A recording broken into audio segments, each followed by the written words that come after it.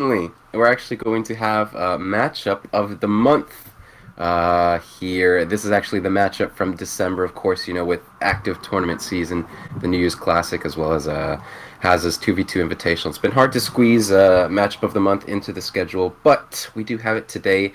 December's matchup was Spain versus China, and today we're going to have, of course, at least some show matches. I don't know that Tit is going to be able to play the entire series because I know he's on limited time. But Maito should be here all day playing China or Spain or whatever, and we should have some good matches coming up.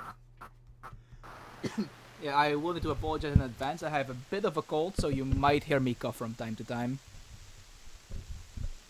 Hopefully, it is not too bad, though. Yeah, it's been a while since I've been in the casting scene, so I'm kind of looking forward to this. Absolutely, it's actually I think it's a good way to get your feet wet. Like a matchup of the month, it isn't the most serious event of ESOC, I guess. That's kind of more low pressure casting, I guess. Um, I guess I lost my train of thought there. Either way, we're going to have Mito versus a Tit here today. Of course, that's going to start off our little series of China versus Spain, and of course, that's the matchup.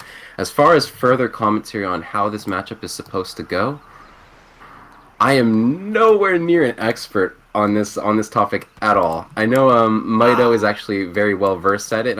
He's a very experienced China player. Tit probably not the most experienced Spain player, but he does have some chops playing it. I think he's at least played it in like tournament games before. And Spain is actually not the most common civilization you see in tournaments. So I do think he could pull off something nice here and to be When in doubt, underestimated despite Piroshiki FF. exactly whether or not we're Ooh. gonna see some all-in Fast Fortress aggro gameplay, or maybe even some economic Fast Fortress gameplay, as economy is sort of the more Aiken playstyle for Tit. Um,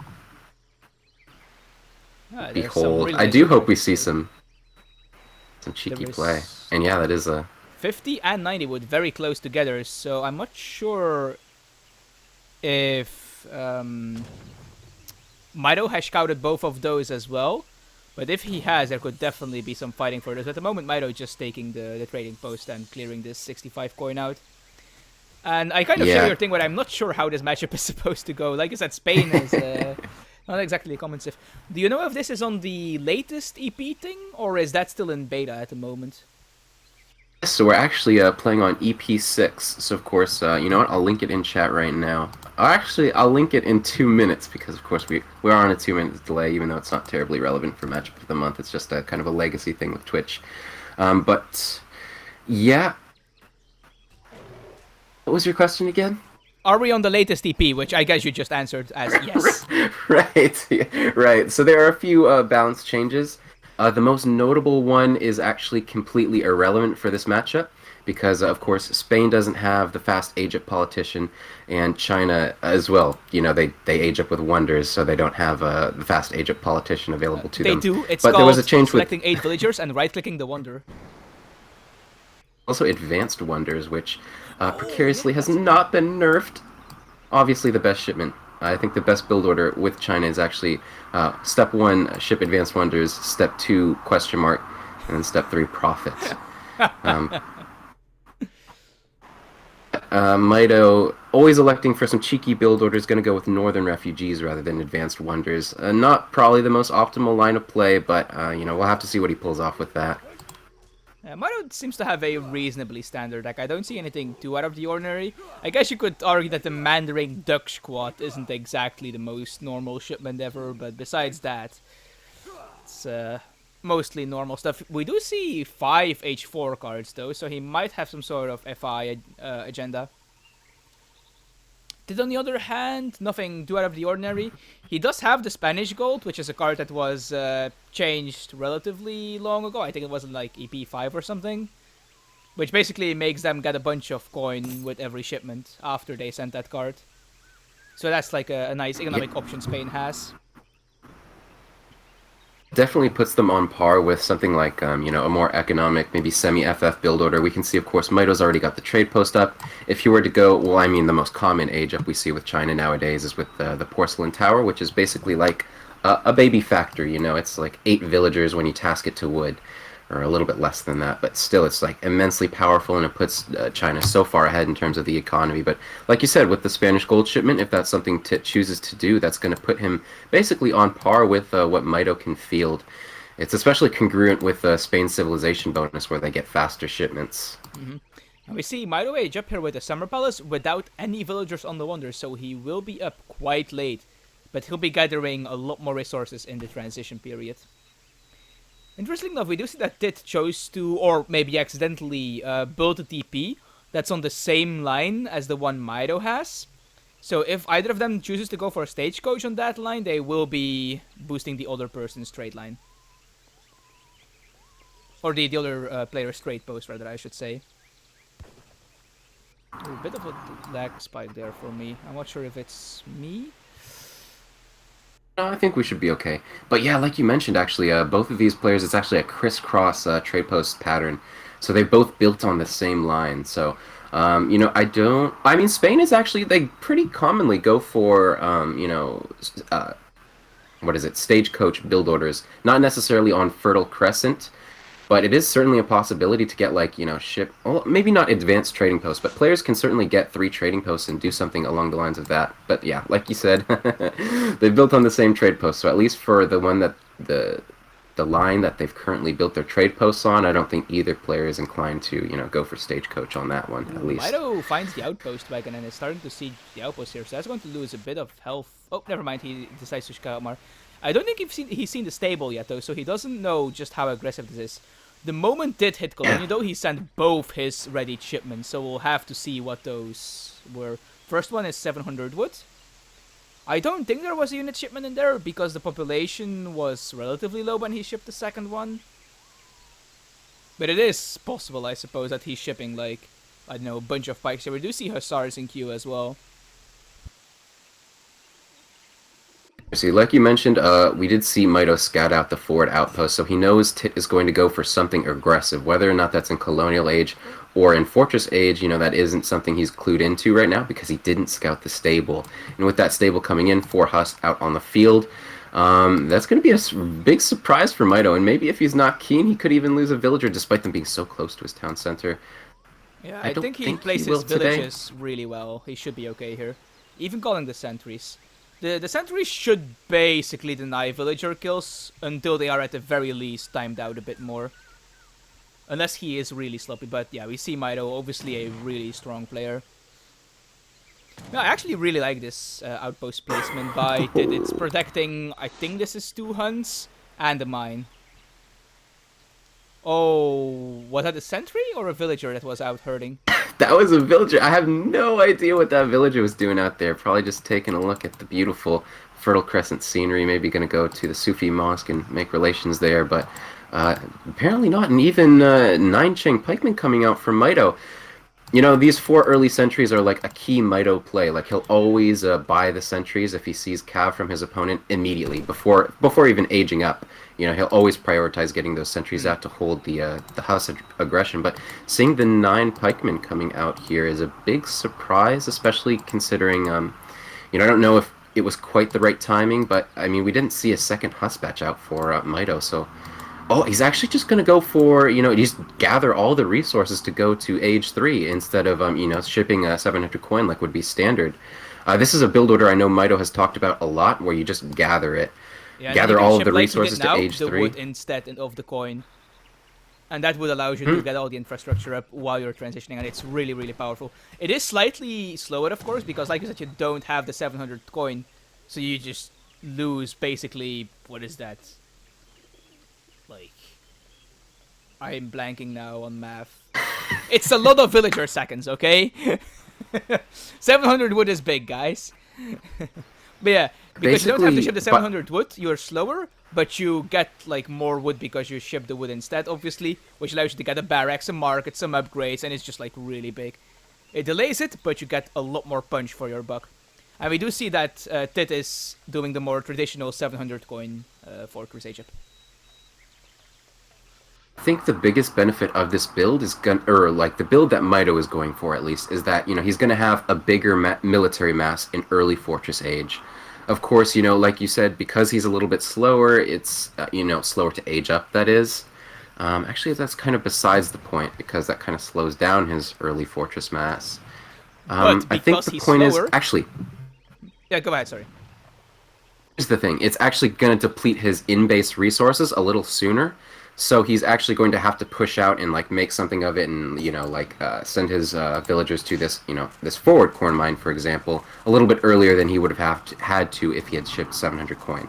That's the negative of going for this build order that Mito did. Look at this though, But the because of the positive, of 9 course, pikemen, he was able to siege down the outpost. And that's actually really big because that's Tit's forward shipment point. precisely. Slightly forward barracks for Tit. But what I was gonna say, like, sure, it delays the fortress timing a little bit, but because of that, the trade post actually works for a bit longer before you reach fortress, and you have 2 shipments ready when you hit fortress. Well, normally you would have to wait for that second fortress shipment if you go for 700 coin. Unless you literally go like villagers into 700 coin and don't send a second colonial shipment, of course. But then you can be very exposed. There we see Meteor Hammers as the first fortress shipment for Mito. And I think there is enough. Yeah, there's definitely enough Musketeers and Hussar Forted to hold off those Meteor Hammers for now. Until some more batches come in, of course. And we do see that Mito is, even with the buffs to the Territorial Army or whatever it's called, the Musketeer, or not the Skirmisher Swordsman badge, that got buffed in latest DP, I believe, but despite that, he is still opting to go for the more powerful Cavalry badge. Chinese Cavalry, of course, being very, very powerful. This is an interesting army composition from Mito. It's good versus kind of, skirm goon based civilizations. Because, it just, with this massive Chinese mass, you can just crash into the opponent. And if they don't have anything melee oriented, if you're able to get into close quarters combat, you can just hammer away at them and be really effective. But we can actually see Tit hasn't really gone for a skirm goon composition. He's gone more, with a really huge cavalry mass, especially with 5 lancers shipped, trained quite a few musketeers as well as some war dogs. He does have some skirmishers in there, but nothing that's going to be too vulnerable to any cavalry that Mito can mass. Yeah, that being said, I do think lancers aren't that great against other cavalry, if I'm not mistaken. I'm pretty sure the iron flails will just destroy lancers. Yeah, with this intervention and the banner army and another army popping out from the barracks, this is actually going to go really, really well for Mito. And I wasn't thinking it was going to go that well for him, but just looking at, look at the those meteor hammers up as well, just after all the lancers beautiful. have died. And that's the problem with lancers, like, they only have 20 hand attack. Like, they rely very heavily on that ×3 multiplier against infantry, but Mito just going very heavy on the cavalry. And the Meteor Hammers and the Iron Flails just do more damage than the Lancers. The Iron Flails even having like the very small splash damage, if I'm not mistaken. I'm not sure if there's any Iron Flails left. Yeah, it seems they're all gone. The Iron Flails... Iron Flails do have that splash, but the Meteor Hammers also have like a slight range to them. And in that engagement, we saw like the Meteor Hammers, they were getting, like, the damage was being sponged by the Cheng pikemen. Like, the Hussars and the Lancers were on the Cheng, but the Meteor Hammers were getting DPS. Oh, we probably should have checked the map, actually. I completely forgot that. It's true. It's been so long since I've casted. I am so sorry. Me too. I did forget to check the resources as well. And that should be my main priority as the co-caster. But yeah, I mean, that was just a really swimming engagement for Mito. Everything pieced together. So many shipments and reinforcements. Have you looked at the military unit population graph? It's that basically tells the story. Oh, I did not. Oh my. I should really mute Facebook. Can I even do that? Well, anyway. Hopefully this works. But yeah, like I was talking about, the military graph just basically tells the story. Tit loses 41 population, Mito loses 7. And just how well that engagement. He got a really nice surround, really good, nice position. Tit didn't really have any avenue for retreat, and by the time he, I mean, there was just like he engaged. There was no ability for him to retreat. So just those reinforcements coming out from Mito doing really well. Of course, intervention. Just everything about that engagement was really Mito's nice from composition Mike. was also just way stronger. Relying on Lancer Musketeer, which was the bulk of Tit's army, it's just, if you don't get the units on the correct counter unit with that composition, it's just really bad for you. The Lancers really need to be on the infantry, and the Musketeers really have to be on the cavalry. Yeah, that was like Lancers and Huss against Chang Pikemen, intervention musketeers, redcoats that is, and then like Chinese cavalry. Just yeah. And the meteor hammers weren't even taking damage, right? Because they were just standing behind the line using their slightly ranged melee attack. Yeah, it was beautiful. Dude, we've been gushing for like 3 minutes about how awesome the Chinese units were in that fight. Giving no credit whatsoever to Tit. Undeserved. Aren't they supposed to switch now, where Mito plays Spain and Tit plays China? Or am I mistaken there?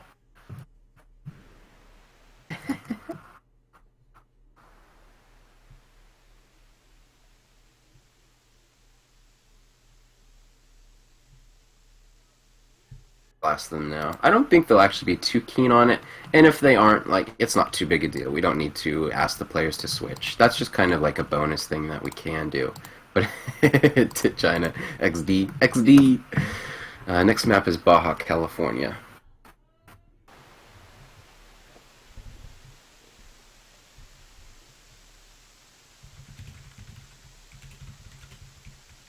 I don't think Mito is that experienced with Spain either. But, it's all for fun. I don't think anyone is experienced with Spain besides Piroshiki. Actually, I think Haza has been playing it fairly often. I think there's a couple of people that have like been trying Spain out since they made some of the changes to them.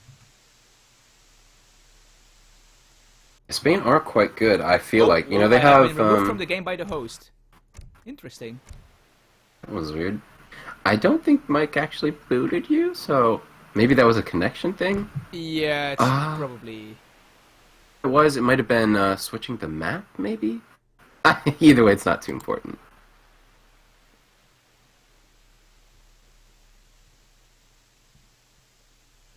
So you're going to just stick to the matchup? And keep it with Spain? But this is... Baja California is actually a pretty exciting map, I think, for this matchup. Does Spain get schooners? They do, in fact. And we are seeing Mr. Tit being the pilot for Spain in this game. So, I think I know what you're thinking, Chrissy. Yes. Spain generally not known to go on water. Tit, on the other hand, very well known for going water. So... I'm not gonna call anything, but we might just see some Spain water play here. Absolutely. I would be really excited to see Tit go for something on the water, and I think that is what we will see here. The degree to which we will see it is something to be seen, because I don't know that, Spain can, like, predicate their entire build order on the water and hope to be successful. I think the water can what offer... that means. Okay, so basically it means I don't think he can totally rely on the water to win this game. He can't pretend to be British.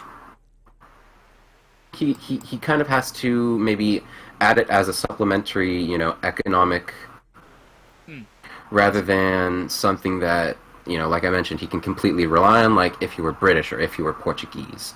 But if he does choose to go for that very, very heavy water play, it's going to be very interesting to me to see how he's able to age up and deal with Mito's early fortress pressure, and if he is even able to do that, just stay up at the 12-minute timing that we're going to see from Mito here. Or maybe even Mito goes for something cheeky like a fast industrial. And they did nerf Bastion, right? So it's going to be even more difficult than before to hold aggression as a water player. I don't quite remember in what way Bastion was nerfed. I know it was changed to be Fortress Age only, but I think there was something else as well. Yeah, so you can only begin upgrading it now from the Fortress Age rather than the Colonial. And in addition to that, once upgraded, the walls will take 7.5 seconds, I believe, to build, rather than just 5 seconds, like as it is normally. Wait, wasn't that the treaty change? It was at I know one in point. treaty patch there's something like that. I didn't know AP had also done that.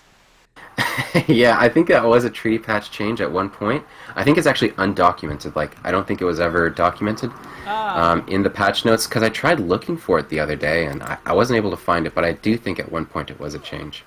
Either way, I think the ESOC patch has adopted that to some degree, and that is... maybe we'll even see it in this game. Personally, I disagree with it, but oh well. I'm sure that the people who make EP are a lot smarter and better at the game than I am, so... I'll just accept that it's probably for the better of the game. Also, I'm just mostly really biased towards defensive play. I love that shit, so... But shh. Ooh, Mito going for a 300 wood start, actually. That is very weird. In fact, we're going to see the forward the forward village with the forward goat as well. Oh, and the trade post, of course. You might want to look at this deck. That's, yeah, that's... Ooh.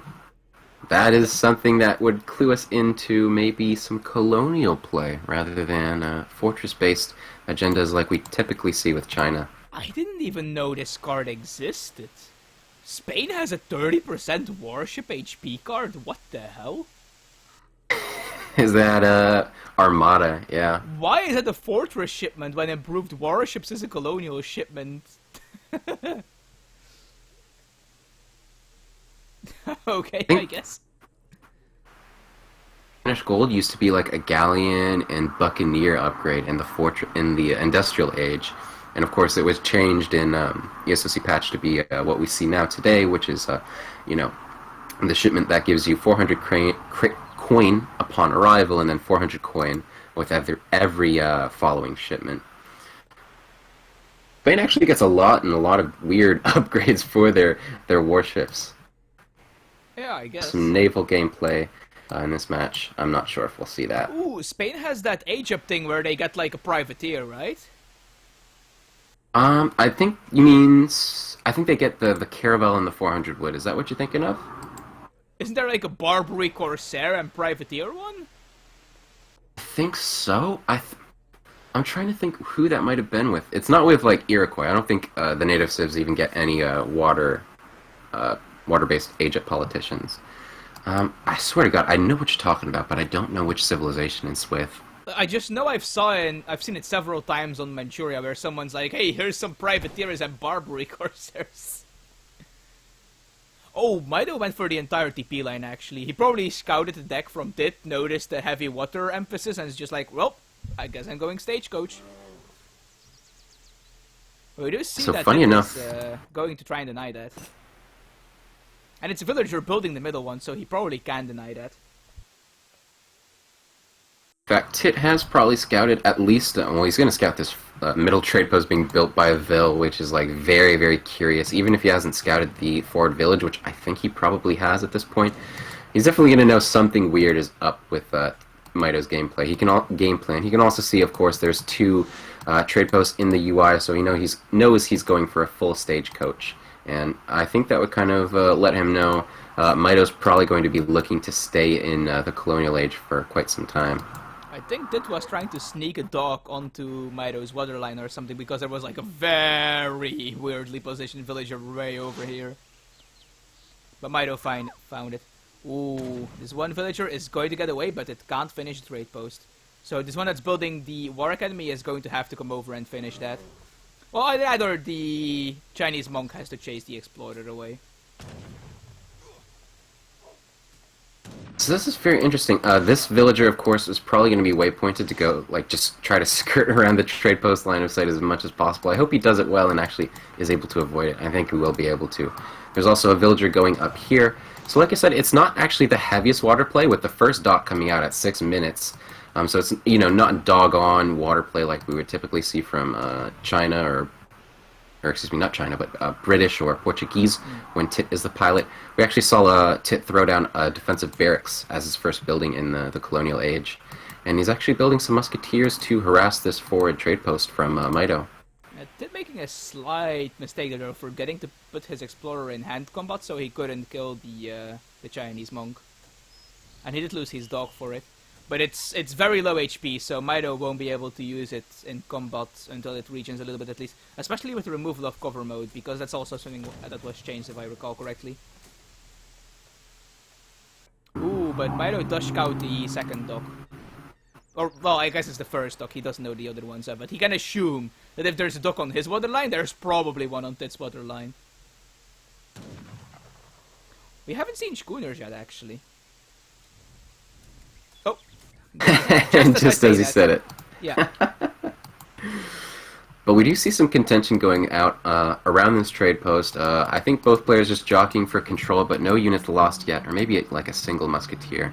There is some damage on one, but nothing going down yet. But with the 8 Chukonu shipment... besides the dog. But yeah, these Chukonus are going to absolutely tear apart these musketeers. These are not just your regular crossbows. These are a very, very dangerous unit. Chukonus are awesome. They even have 4.5 speed, so they should be able to catch up with the musketeers. I don't think Mike doing the best job of catching up to them, so I'm not going to get like 1 or 2 additional musketeer picks, but that's okay. I don't think Tit actually has a stable out yet, so he's not going to have, you know, the necessary infrastructure to be able to produce something that can counter Mike's composition on land yet. The only downside to these Chukonus, of course, is that you can't really mass them as China very easily. So once the 8 shipment of them kind of dwindles a little bit, China can struggle to get their numbers up again. They have to basically rely on either the Han army... Oh, what happened? Oh, that's not ideal. That is something that happens, of course, sometimes. Yeah, so of course, I think looking at the recalculated economic unit population, we can see Tit is technically ahead, but you also have to factor in Stagecoach, which puts Mito ahead by like maybe 8 or 9 villagers. So they're actually quite even. Mito, if he had sent the 700 coin to an intelligent position, would have been up to the Fortress Age much sooner, but with this pressure, it's just stacking on so much heat onto Tit. It's really going to delay the way Tit is able to, you know, play out this match to his benefit. It's going to delay, you know, the Fortress Age timing a lot because Tit is going to have to invest much more resources into holding Mito's pressure than Mito is going to have to invest in pressuring Tit. I don't actually think Mito is ahead even with the Stagecoach in Eco, by the way, because he has no market yet. Or no market upgrades, at least. I'm not sure if he has an actual market. Yeah, there's no market at all. So oh, wow. I think Tit is ahead, or at the very least equal in Eco. At present, he's currently behind, but you also have to consider, you know, especially because he didn't build something like the market, in fact, is going up just now. He invested so much less infrastructure, or so much less, you know, just resources into investing into his economy. Yet, because of that, he's still, you know, pretty much, like, on equal footing with Mito, or excuse me, with Tit. And because he didn't spend as many resources as Tit has investing in economy, you know, he's just he's the aggressor.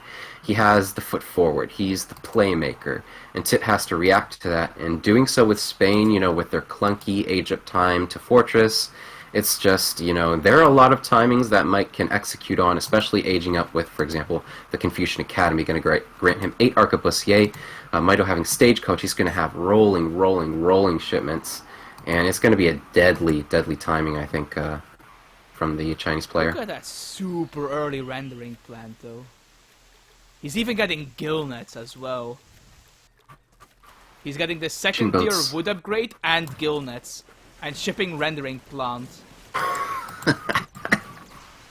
He even has like a bunch of his fishing ships on coin, I think. Wait, no, never mind. The whale is just really massively swimming around everywhere, and I thought it was on whales. But they're all on fish at the moment. Yeah, so Tit does have 27 fishing boats, and rendering plant, that's a 30% upgrade, so it's kind of like shipping so what did 8 you do villagers. Wrong, Cometk? What did I do wrong? Yeah, the cops. The cops? Oh, yeah, that's just LA. Yeah. He's even getting long lines. What the hell? That's greedy. Mito can... Long If lines. Mito attacks anytime soon, I think that is in serious trouble. He is playing Long lines is the so greedy. one second tier upgrade from the dock, is that correct? Yes, it is the I think it's 25% fishing upgrade. It's really expensive. I think it's like 200 or something. Coin, and that's really going to delay, Tit's Fortress age up if that's something he's going to go for. We can see he's kind of distributing for it, but even if he's going to go up to Fortress, it would be at least 110 seconds before he's going to hit up to age 3. Oh, he And doesn't with have his current he doesn't have CM, so he Well, can't to even lose hope this that town CM center. defends him. Yeah, he might just have to evacuate his base and just move everything onto water, or at least something that's defendable by his caravels, which he shipped. Which he shipped? Ah, there they are.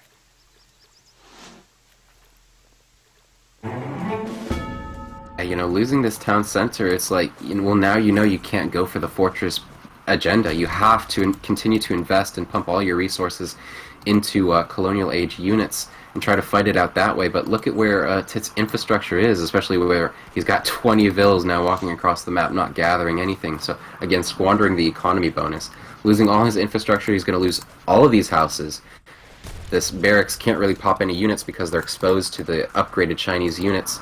So Tit really can't produce any units at this point. He's going to have to put all of his villagers to wood in order to be able to build more houses and more infrastructure to be able to produce more units to keep on par with the Chinese. And in the back of it, the Chinese player is just doing what he does. He's going to continue to mass up eco of his own. He's even got a dock out here to potentially contest the water, something Tit hasn't scouted yet because, of course, he's so busy macroing other things at this point in the game.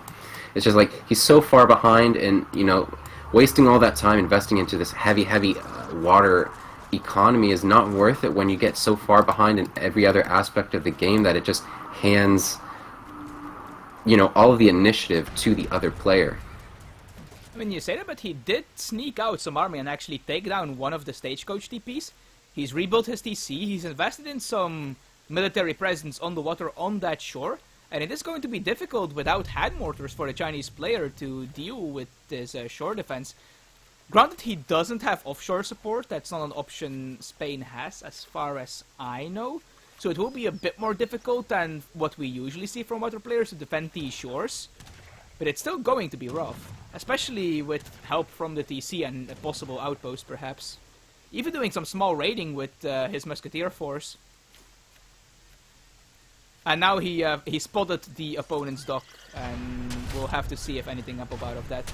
I don't see anything in queue from it, so it's most likely just going to go down without much of a fight.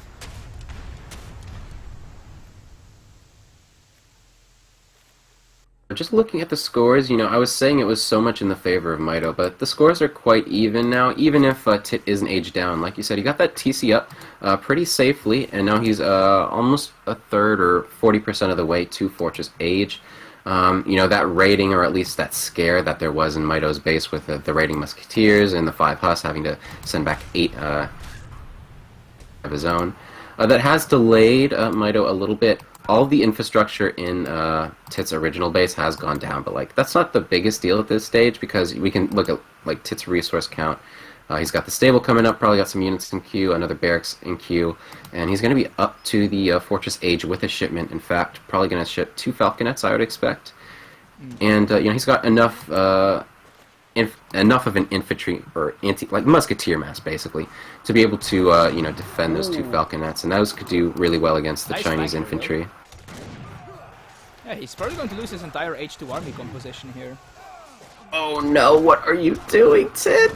Send them back, just wait for the Falcs. I don't think the Falcons can come in time, actually. Oh, Mito's in Industrial. How did we miss that? Yeah, there you go, Mito to Industrial, actually capitalizing.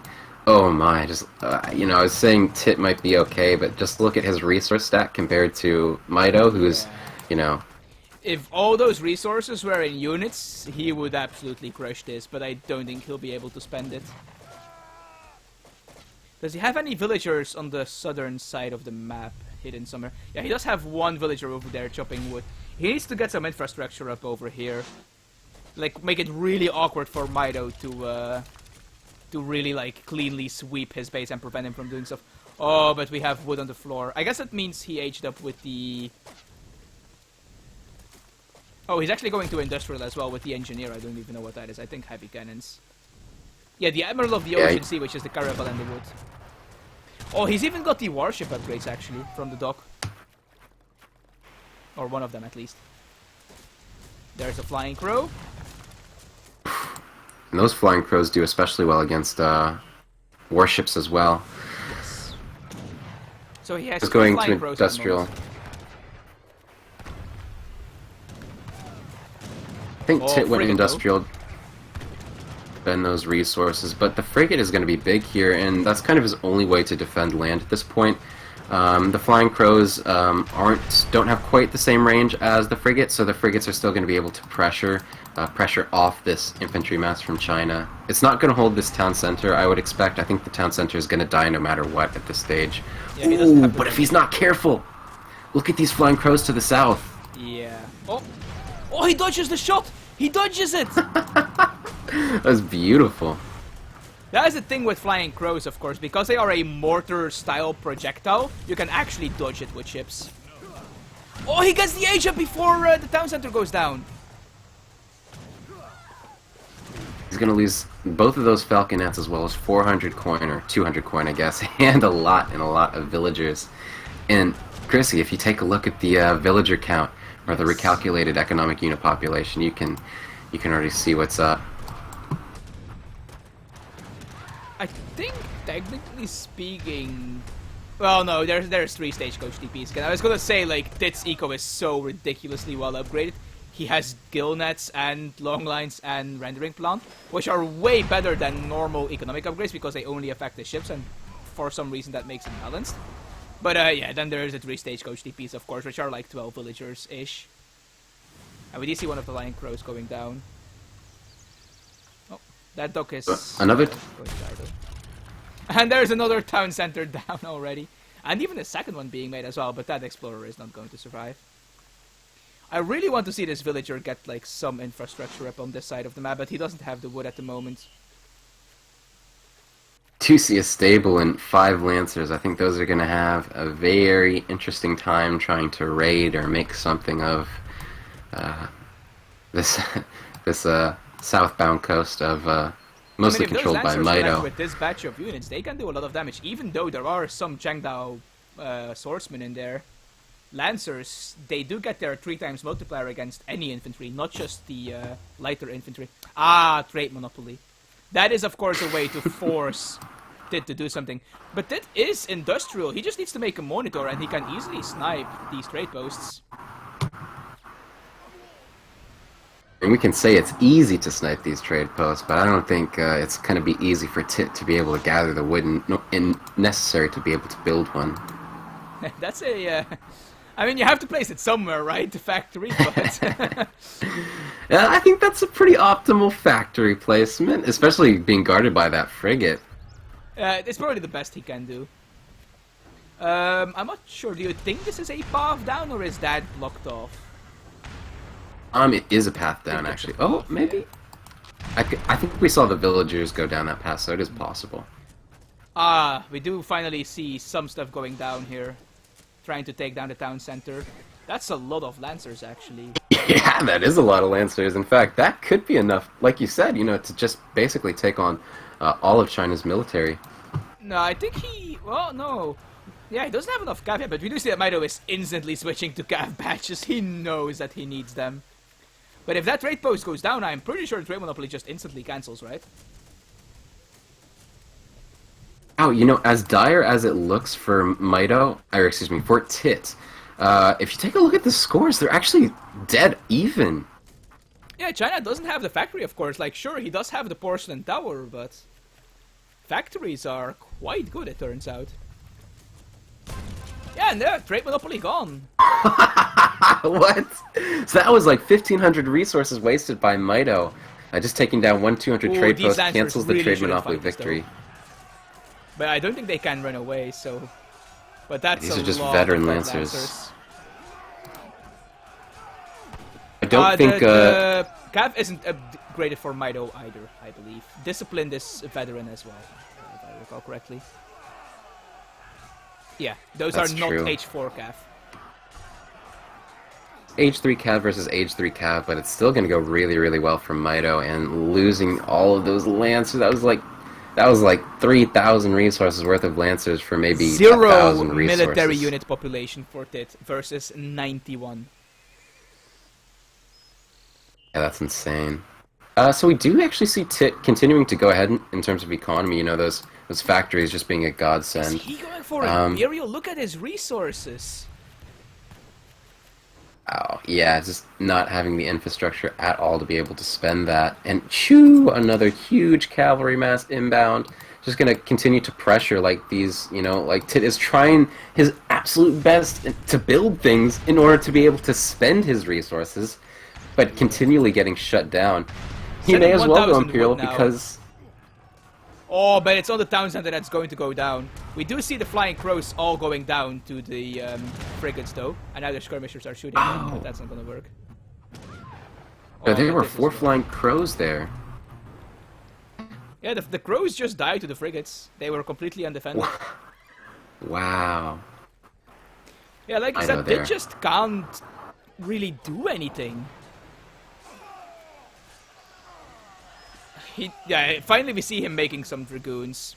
And some Rodoleros even as well.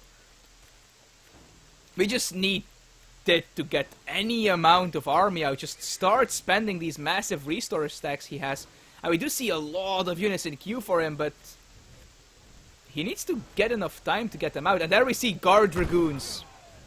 And those will be able to deal with the cavalry quite well. But they are stuck, they can't kite, they're in a corner. Rodolero's trying their best to tank for them. Look at all those villas getting caught up by the pass at the south there. But I think with some more ships, this will be a pretty defensible position. I mean, he's going to lose the town center, the stable, the racks, but he probably is able to defend, you know, those villagers at the very least, and these factories and this other town center. So this position, you know, he can't really build any more military units out of it with which to hold the land units, but as well, the land units can't really get close enough to the coast in order to pressure these very secure other infrastructure buildings of Tit. I quite like that. These houses protect the factory quite a lot. But yeah, we do see that Mido now has finally upgraded, at the very least, his cavalry, and I believe we're seeing infantry upgrades as well, yeah. The pike...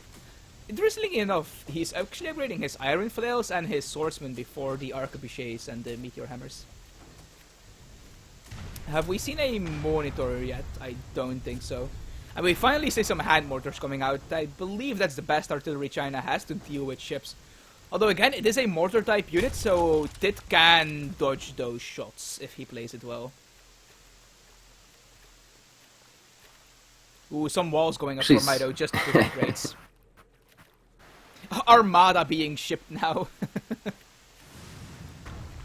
Oh, but the factory is in range for the... oh, wow. The Flying Crow. He really needs a monitor.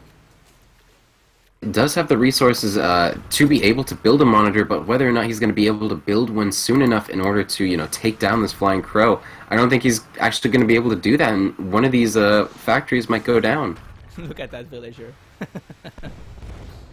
Stealing the wood and the coin. Ooh, hand mortars as well. Yeah, that's actually the really nice thing about hand mortars. Even if the opponent gets monitors, you can get like 10 hand mortars out, and the special shot can maybe kill 2, but these cost what, like 10 resources? Yeah, okay, it's a bit more than 10. They are really, really cheap. And yeah, both factories are gonna go down here. He should really cancel that upgrade on the factory there. That's going to be completely worthless. Yeah, I do think that's a monitor that's in queue now, but that's going to be too late. And even if it pops out right now, there's no way he can kill all this artillery before his factories go down. And that's a big economic hit for him, actually. Look at the eco.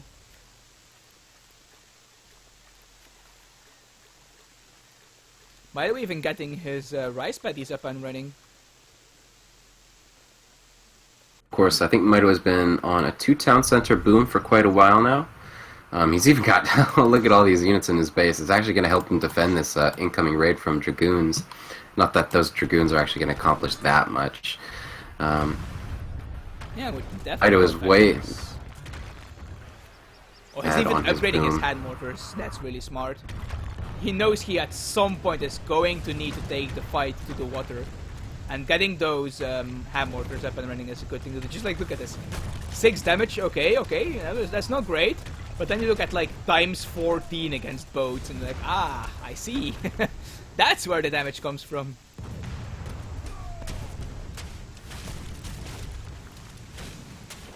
Just look at the hit points of this frigate. Armada anti-armor plating, 3,600 hit points for a Fortress Age frigate. It's not even upgraded to a Manowar yet.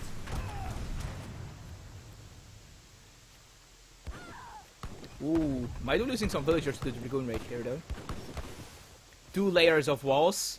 Are we sure that Maido is actually the TU player and it's not Tit? Because this is actually no, Tit would be deleting the wall pillars, I guess. Oh my gosh, I'm just, you know, as a treaty player, we're both treaty players even. Looking at these walls is just... Technically speaking, I have played treaty, I suppose. Oh, these are look not at the this. most beauteous walls. Remember how I was talking Oh, I about do- China not getting factories? Well, they actually do get one. From the Russian consulate. Oh, he even has Bastion. And that is That's really actually gonna- going to hamper any attempts at raiding by Tit. It is true. It's actually kind of interesting to see... Oh, well, I guess it's not too relevant now. But yeah, you know, Tit was in dire straits there for a while. It's been hard for... at this point, impossible for him to pull something back. Yeah, the water is running out as well, so it's basically only the whales. He had to delete a bunch of his fishing boats, actually.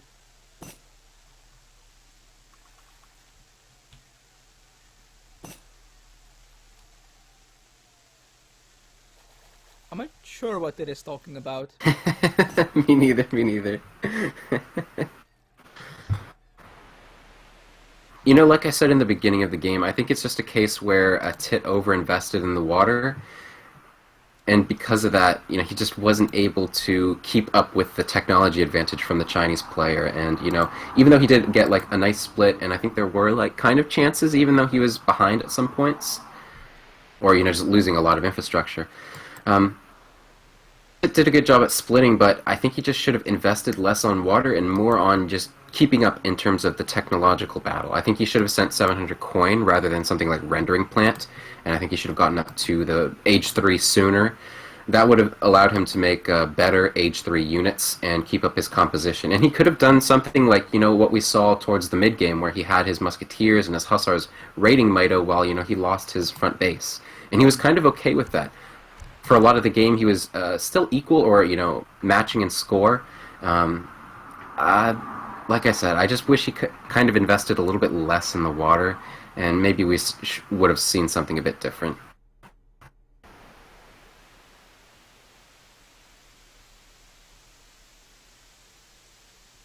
Yeah, it's definitely... Either way...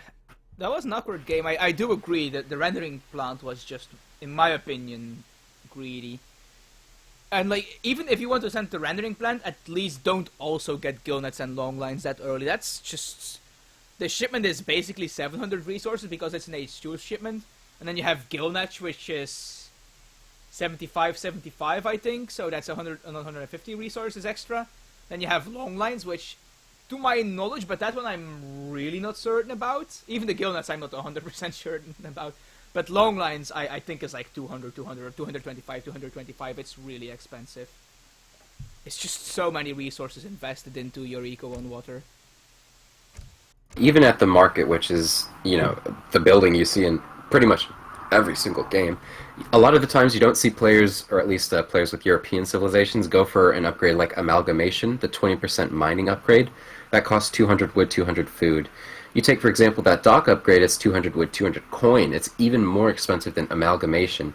And Amalgamation is something we actually kind of rarely see in a lot of games.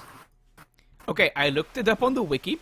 I was pretty close. Long lines is exactly 200, gillnets is 90. So that's 580 resources spent on fishing upgrades.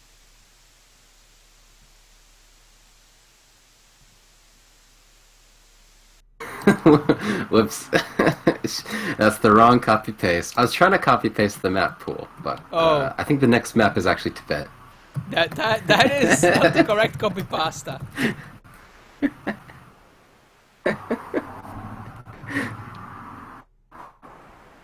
I'm just reading them. It's so funny. Oh my god.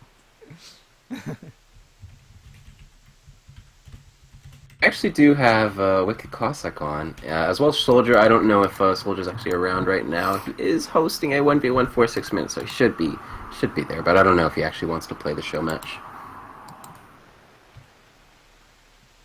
We could always do me versus Expert AI. Those are usually some pretty interesting games. Chrissy Japan versus the world. I'm sad that Shogun Tokugawa costs so much coin to revive now.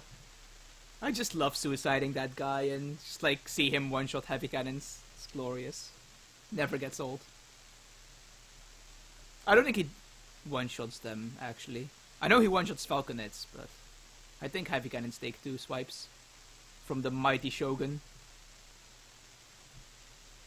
The Shogun and the Daimyo are just like such hilarious units. They just look like a fancy hussar, but then you just like see their stats and it's like, these guys are walking demigods. I see. Just like one-shotting skirmishers, tanking like 900 shots. Like I don't know what kind of armor those Shoguns are wearing. But we need to equip our modern infantry with that, because then they can just like take anti-tank weaponry to the face and be fine.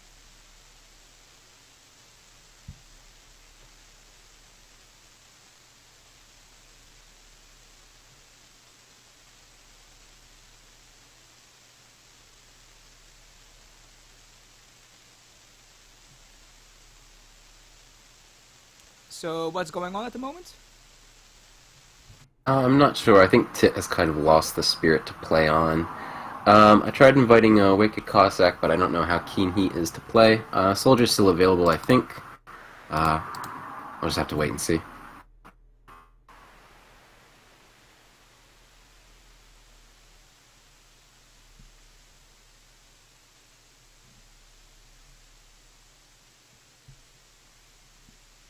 Tibet, that is, at least when I was still casting very frequently, one of China's best maps, if not the best map for China.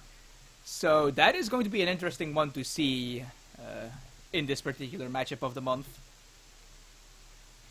Because the fun thing is, Tibet, even though it's like really good for China, it's also a very heavy TP map, and Spain does like having loads of TPs. So it could be interesting to see how Spain reacts to this map. Yeah, it's a similar thing where, like, because, Spain doesn't get that fast age-up politician, they just, like, it's very awkward whether or not they want to commit to age 2 or do some colonial pressure, but then age up in the back of it. At least kind of competing with, China's technological advantage in that way is pretty difficult, a pretty difficult balancing act for Spain to pull off. But like you said, with these trade posts, that definitely benefits Spain more than it does China, although, of course, China always loves to have at least one trade post.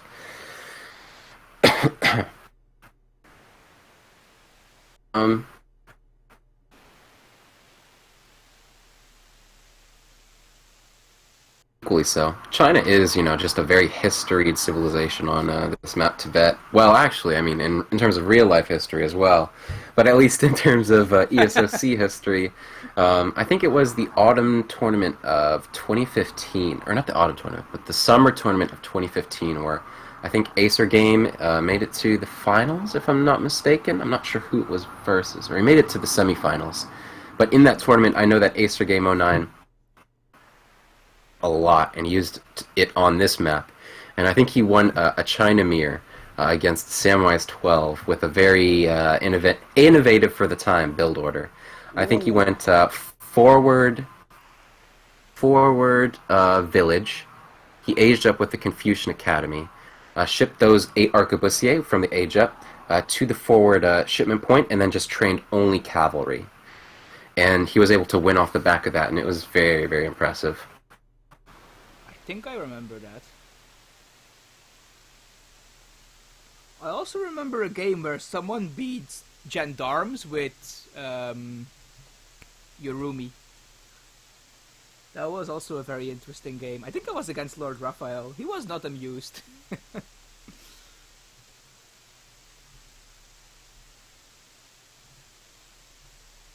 But yeah, anyway, I'm going a bit off topic here. I'm just reminiscing about my amazing memories with ESOC. Man, it's been so long. Stuff of India. Alright, so it does seem like Tit's gonna bounce, at least for now. I mean, Maito is basically like the second best player in the world. Only Azamk is better, so... That's basically how it is, right?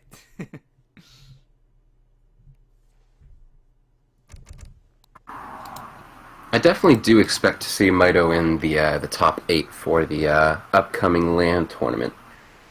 Do we know? But man, I think if well, of course they're gonna have to qualify. Yeah.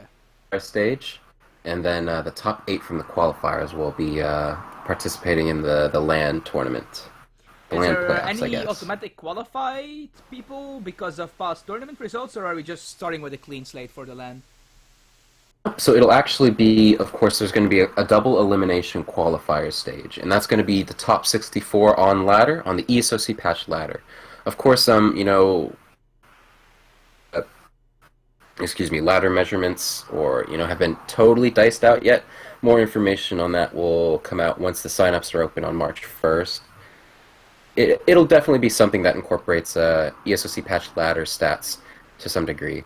But either way, it's going to be top 64 on ladder, a double elimination tournament, and it's going to last 7 weeks at the longest. Of course, the first 4 finalists for the playoffs we're going to know after week 4, and then, of course, to finish out the lower bracket, the losers bracket, that's going to take an additional few weeks. But it's going to be, of course, like I said, the top 8, and I could definitely see Maito qualifying for that. But honestly, given Maito's recent tournament history, of course he was our autumn champion of 2017, but his recent performances, at least in autumn of 2018, as well as the New Year's Classic, he's only gotten top 8. Of course, top 8 is still great. The results Maito is... I want to see... If he were to make it to the semifinals, I think I would cry. I think I would legitimately cry in excitement and happiness for Maito. But we do see him up 2-0 in this matchup of the month. Leftover steak.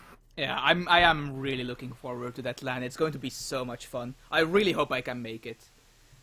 I should be able to. I have the time. I have the money. I just need to convince my parents to be allowed to spend the money on it.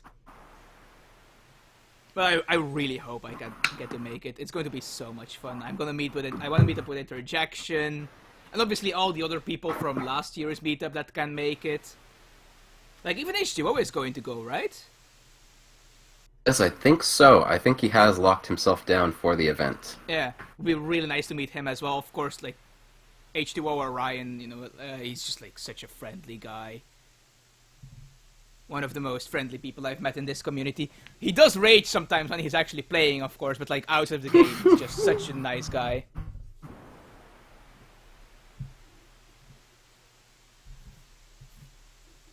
In my opinion, obviously, I am very naive. I find almost everyone friendly. So maybe I'm wrong and he's an asshole. But in my opinion, he's a really friendly guy. 2-0 stream now. I only want to see copy-paste flaming H2O in the chat right now.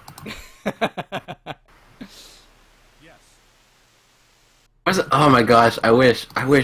There's a Sampu Kunku copy-paste about H2O, but I don't know which thread it's in. I'm so upset. I wish I could post that. Yeah, Sampu, of course, is well known for his memes and his copy-pastas. And of course, the amazing Sampu Duck comics. Those are some of the most amazing pieces of art ever posted on the ESOC forums. Sampu, if you're watching this, I love you, bro. In a non-homo way, obviously.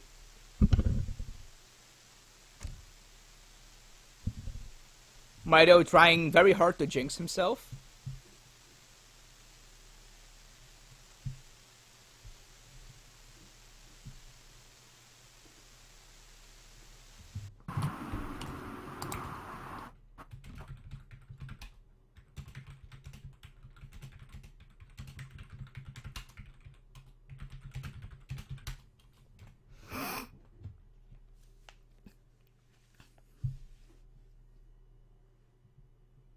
Alright, and we should be ready. So we're actually launching into Game 3 in a Play All 5 series. Of course, the first two matches were played between Mido and Tit, China versus Spain. Mido, of course, taking China, and Tit playing Spain. We did see Mido win both games there. The first was on Fertile Crescent, the second on Baja California.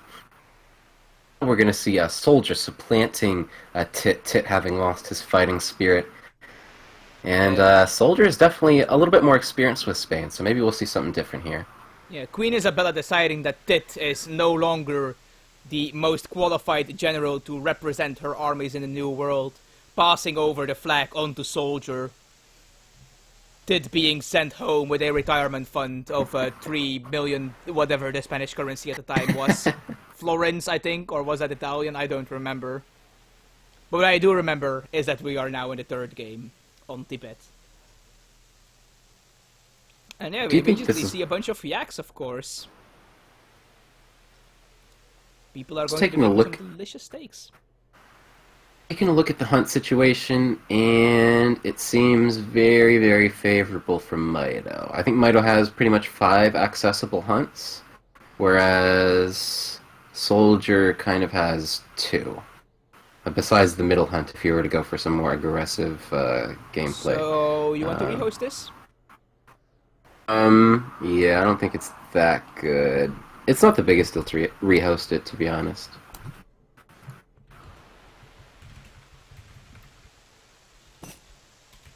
It's also not the biggest deal to also play it out.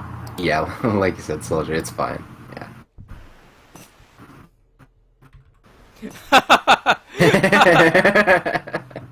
Soldier, of course, mostly a quick search player as far as I know, so it's like, hunts are bad? Everyday nonsense happens every day. Who gives a damn? Exactly. Soldier's always a good sport.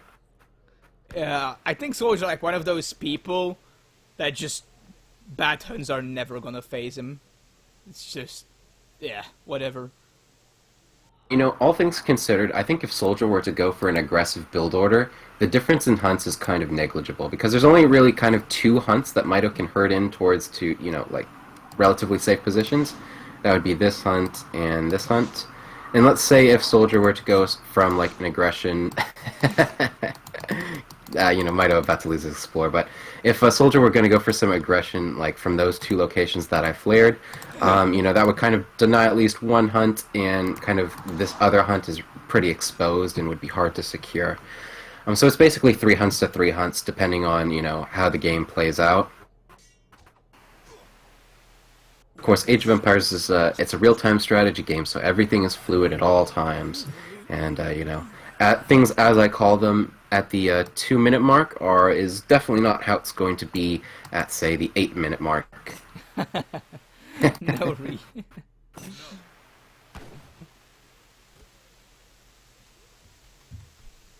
But yeah, with the Chinese Explorer down, that's definitely going to limit Mido's scouting potential, but as well, you know, Soldier's going to get free reign over this easy 80 food treasure, guarded by 2 snow leopards. Ooh, that's definitely a nice one. It's going to... well, it's not going to help his age up, of course. He's already aged up, but... it's still 80 food, which is a respectable amount of gathering time.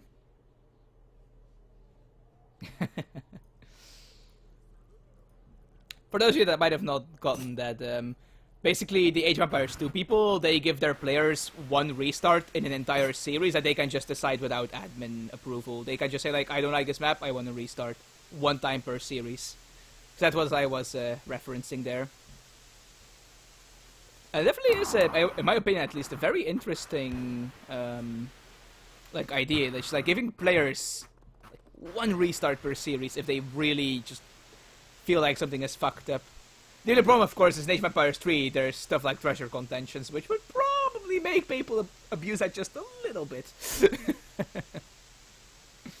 Oh, that's so true. Yeah, the treasures are, yeah, like you mentioned, like abusing the restarting on the treasures, like Yeah, you it just just see make like in the yeah. top left corner, your opponent has found a 70 wood treasure or found, cords worth 90 wood. I would like to use my restart, please. Is that okay?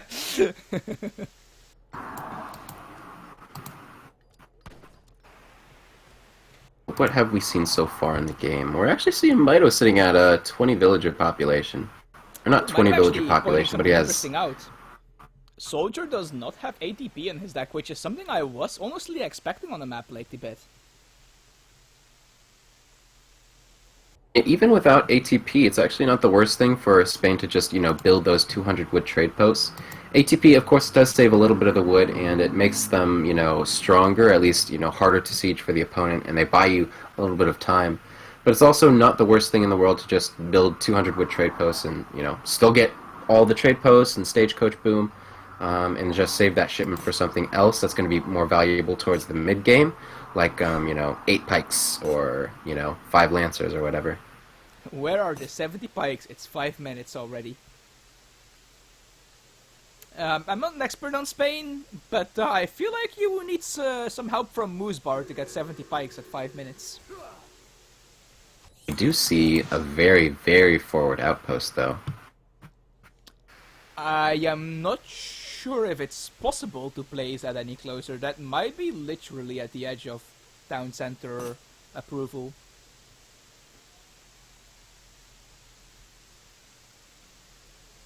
Also, I don't think it's called town center approval, but it's the only word I could think of. Mido making fun of his disciple, I'm not sure where it is. But it probably got killed by something silly. Oh, it's definitely that, so... Can't figure out where it died though. We do see 700 coins, 700 wood for soldier here. No units in queue yet, but it might just be Piroshiki FF perhaps. Although I'm not sure if you send 700 wood then. But it definitely looks to be a very aggressive fast forward.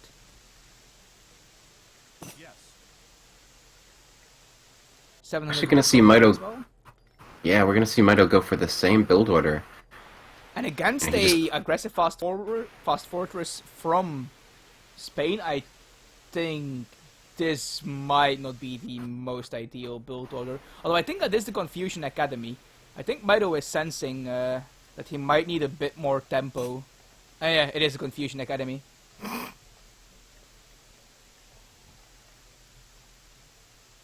Mito going for the same build order. Or not the same technical build order, because of course on Fertile Crescent Mito shipped 9 Cheng Pikemen, but going for the same strategy, I guess, with his fast fortress, where he just gathers all of the all of the resources to go to the fortress age. We do see 5 villas shipped forward for a soldier, actually gonna well, they could herd that hunt away, but of course I think Mito was able to get one shot in that herded it closer towards his town center, but not going to be terribly effective because that villager is definitely going to be forced back. Yeah, even though that tower has a times 0.3 multiplier against villagers, you still don't want to just sit there and tank it. That's still 10 damage per shot. Maybe over your France with CDBs, because then you basically don't take damage. They have like, what, 40% range resist or something? Soldiers just predicting Mito shipments. You know what's funny is, with the 8 Arquebusiers that are going to pop out, those kind of get directly countered by 4 Hussars if that were to be Soldier's Aged Politician. Yeah. Especially, 5 Hussars being trained from the stable as well. I think we're going to see veteran Hussars come out for Soldier real quick here, and maybe even first shipment in Colonial Age, or excuse me, not Colonial Age, Fortress Age. Maybe that's 5 Hussars. It's probably going to be 5 Lancers. He doesn't have 5 Hussars in his deck. I see. So probably going to be 5 Lancers here then. Yeah, if it's Lancers, Mito is kind of in trouble. Like, even these pikemen, they're not veteran, and even if they were, Lancers do a lot of damage. Like, they 2-shot them at the moment, I'm pretty sure. 54. No, not quite yet. They don't quite one-shot them. It's close though. They do about 108 damage in those 2 attacks. So it's 2 Falconets. That certainly is the better shipment than 5 Lancers, considering Mito's first shipment, which, as Soldier predicted, was Intervention, the 9 Redcoat Musketeers. Yeah, and he has no real way to deal with these Falconets for now. I mean, technically speaking, these Redcoats counter the cavalry, but you don't want to charge cavalry while it's being protected by 2 Falconets. Oh, what the? What? Wow, that is insane. That's gonna totally demolish these Falconets before they got any effective damage in. Okay, so they do get some shots off now, but like, how big is that really gonna be? 1 Falconet down. We did see 3 shots go off on the infantry, so 5 infantry units died, but nowhere near the value that those Falconets were worth. Yeah, now the problem is now the hand mortars basically don't matter anymore, and Soldier can just ignore them. All this Spanish cavalry walking in awkward fashions around the Chinese units. Even these water buffalo being some slight obstructions to the Spanish cavalry. A lot of it going down for not the value that it's worth. Just not a very good engagement for Soldier here. So more irregulars coming out as well. Let's take a look at units lost here. The 2 Falconets, which is a shipment of course. Actually a lot of War Dogs as well were made. 8 Lancers, 8 Hussar. On Mito's side we have a Villager going down, probably, you know, being used to tank some bullets or something. 3 Pikemen, 3 Swordsmen, a couple of Chukunus, 10 Arquebusiers, almost all the hand mortars, the entire intervention shipment, and then of course the Minutemen.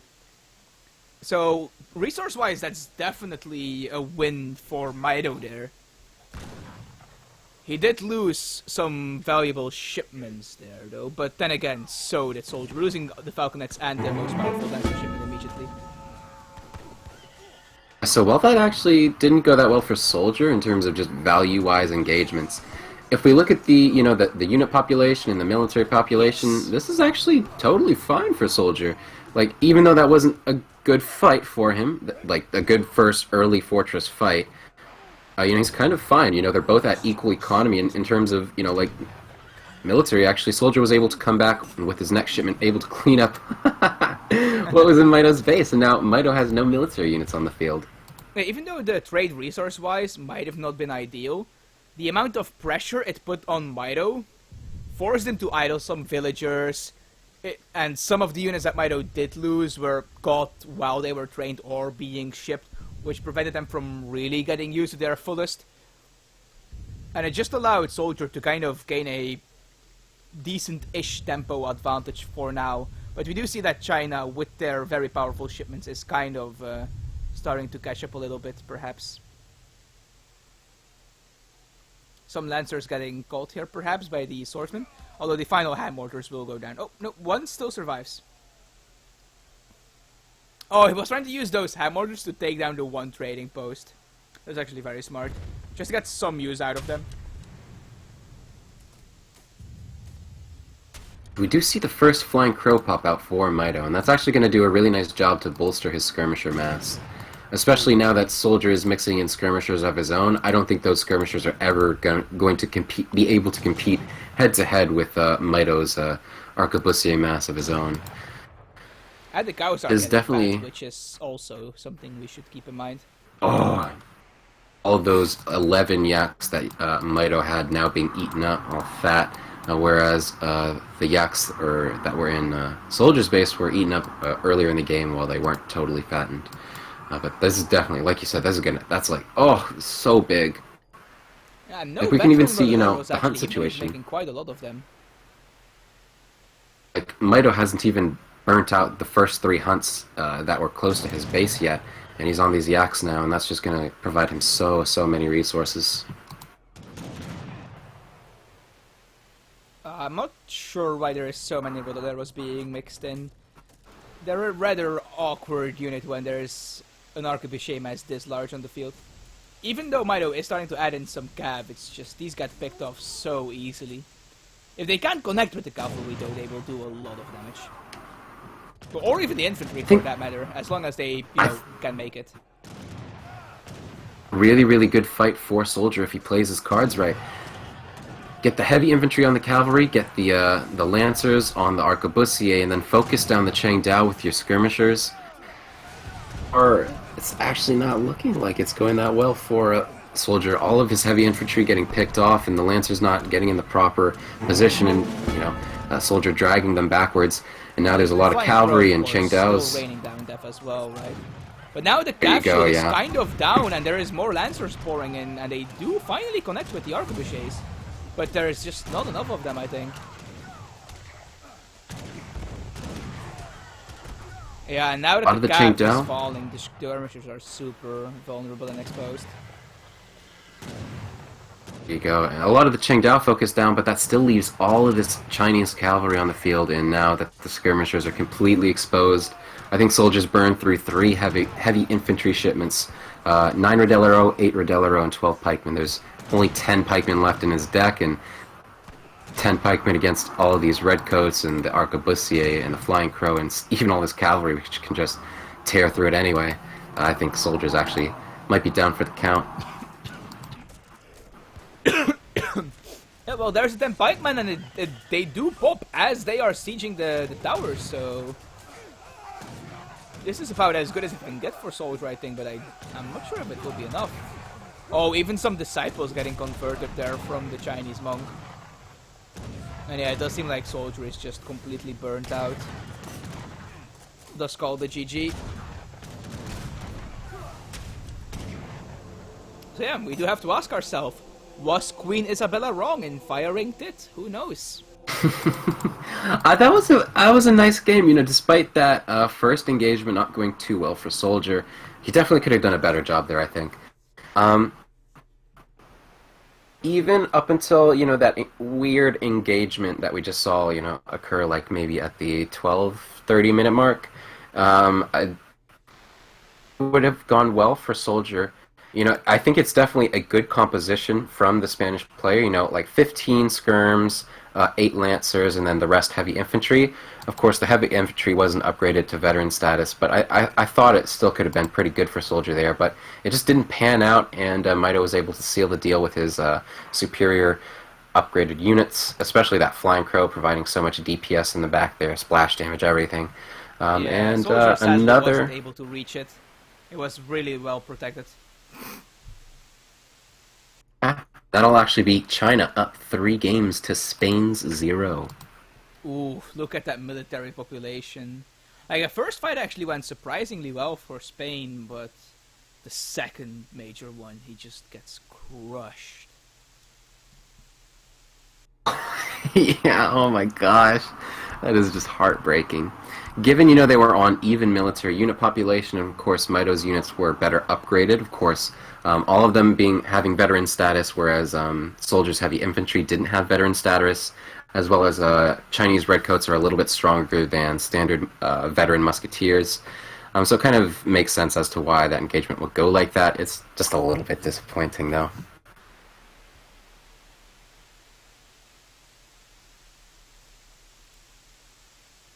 That was a pretty fun match.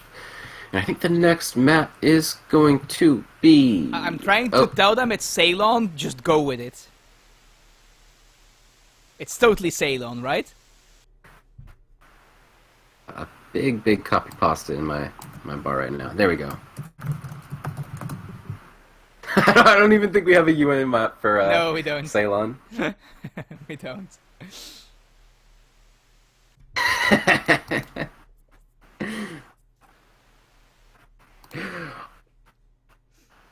To be honest, I'm still asking Ricky for one. I wouldn't mind.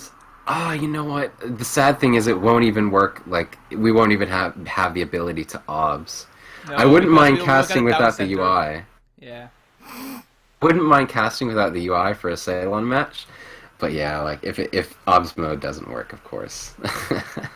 Oh yeah, Maito, my boy. UI Ceylon. What is the actual map? You mean like Ceylon? No, for this. Oh, the actual map. Let me take a look. I think it should be. It is okay. Okay. Jesus. It's Malaysia. It's actually Malaysia. So that is still a water map with those lakes at the back for each player. Uh, I really like Ceylon for some reason. I don't know why.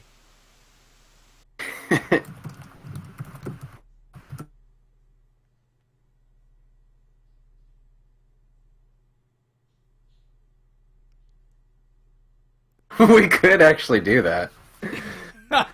Just resign, but then you have the resign thing. You have like the resign Yeah, image it's over, like definitely a good idea. classic OVS. I think Oh my god! I think we should just stick with the normal maps. They think we're serious. All right then, and they're gonna go with it. I mean, if it was giving anxiety instead of Soldier, I would definitely see him being like, yeah, sure, let's do that. But I'm not sure if Soldier is much of a water player.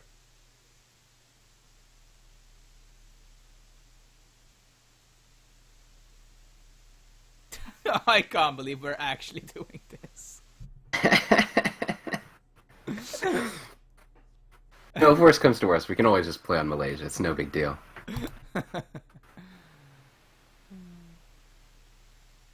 What's Meantime, on I'm if... definitely gonna look for that Sampukunku copy paste.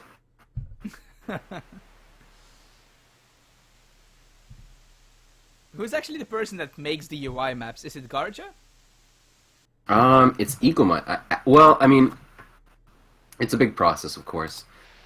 I think for the UIX implementation, that was all Eaglemut. Or, of course, he would have had some developers helping him as well, but I think mostly that implementation was him, and it actually took him many, many man-hours and able to complete that project, so, like, Ah.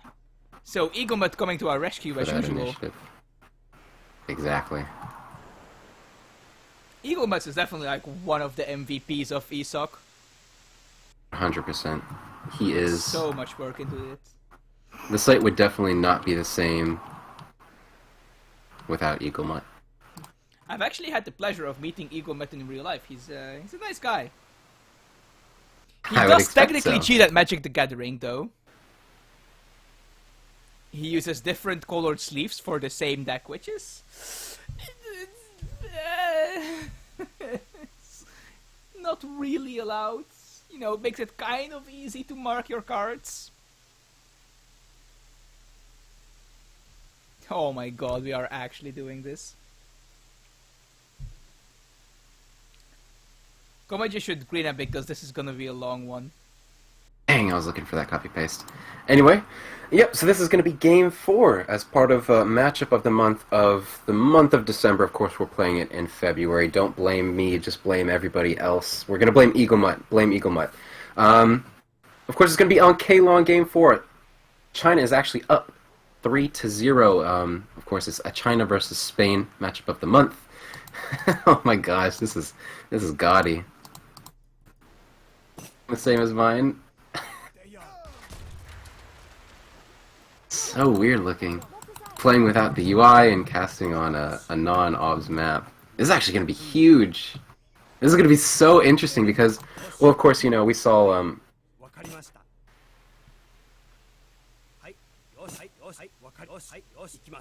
Oh!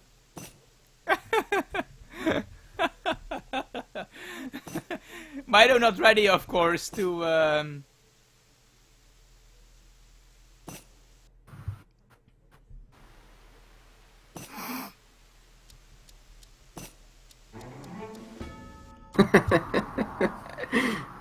that is actually a standard thing with Ceylon. So I think you Really? just start baseline with more experience points. Yeah, like straight up. Oh. So you actually get that first shipment very, very quickly. I'm not sure why, and it's kind of like a weird flavor point for Ceylon, it to be like on this map of all maps where like Ceylon is already a very flavorful map. It's not like a bonus shipment is kind of like something you needed. But either way. So yeah, we do have Mido spawning on the left island and Soldier in the north. Do you think the hunts are fair? How about the coin mines?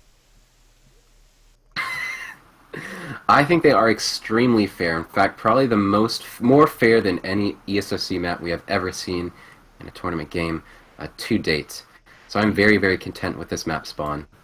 Ooh, I mean, these do see Milo immediately going for the dock cart. No Oh wait, you surprise actually there, of have? course. Hmm? I was gonna be so surprised. I thought you actually had the UI. No, I Up just for, saw a like, dock rickshaw, somehow. which makes me assume he went for the dock cart because I don't know of any other way to get that. Absolutely. I Going should for probably a switch soldier. to... Well, no. Yeah, this is gonna be awkward because I'm technically speaking still on the UI, but obviously we're not. But yeah. So how long do you think it's going to take for something relevant to happen? And not very fast. I mean, we can already see, the explorers are actually in kind of close position, so we may see some treasure contentions. Of course, the treasures on this mainland are usually quite beefy and hard to take, so they're not actually terribly relevant. There are a few good ones, like we saw the one Mito picking up, 60 food. That's not that good, but there's also an 80 coin down to the south, guarded by 2 tigers. There's this one, which oh, I can't flare. There's a one towards the south center with guarded by 1 fugitive dacoit. It decreases the building construction time by 5%. Not a big bonus, but of course it's just nice to have. There's just some quirky, interesting treasures. We also saw a 90 wood there being picked up by soldier. That's a really good one. In terms of treasure contentions, because we spawned on a 4-player free-for-all map, it's going to be very big, and the chances of these explorers colliding, now that we see them so far apart, kind of unlikely. In terms of when we're going to see these players interact, I would say expect it sooner than later. On a water map or a map so wonky as Kalon, you would kind of think it would be like tier 20 or tier 15, but I don't actually think that's what we're going to see. Of course, Soldier and Mito do have a very long history between each other, and they're very familiar with each other's playstyle, so I think they're going to do quirky things.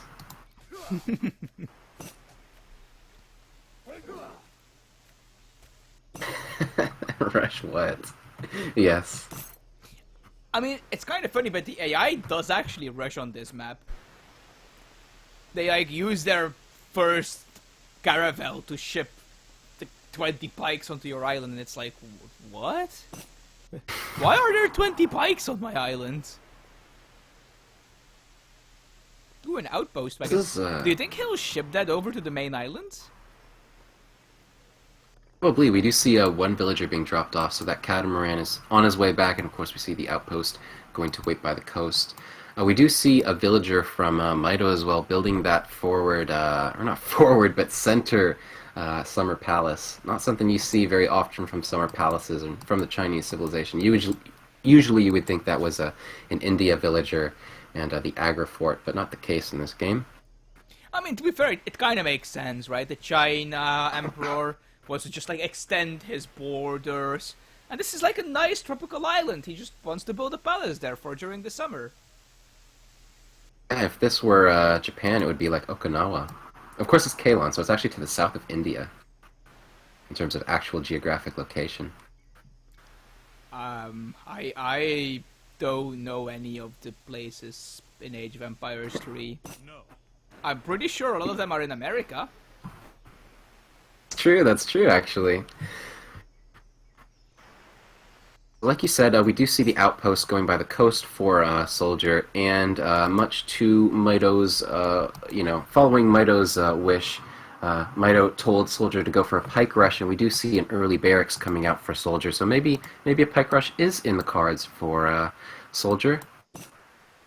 We actually don't see a dock from him yet. Of course, we do have the dock from the dock rickshaw, the first shipment that Mito sent.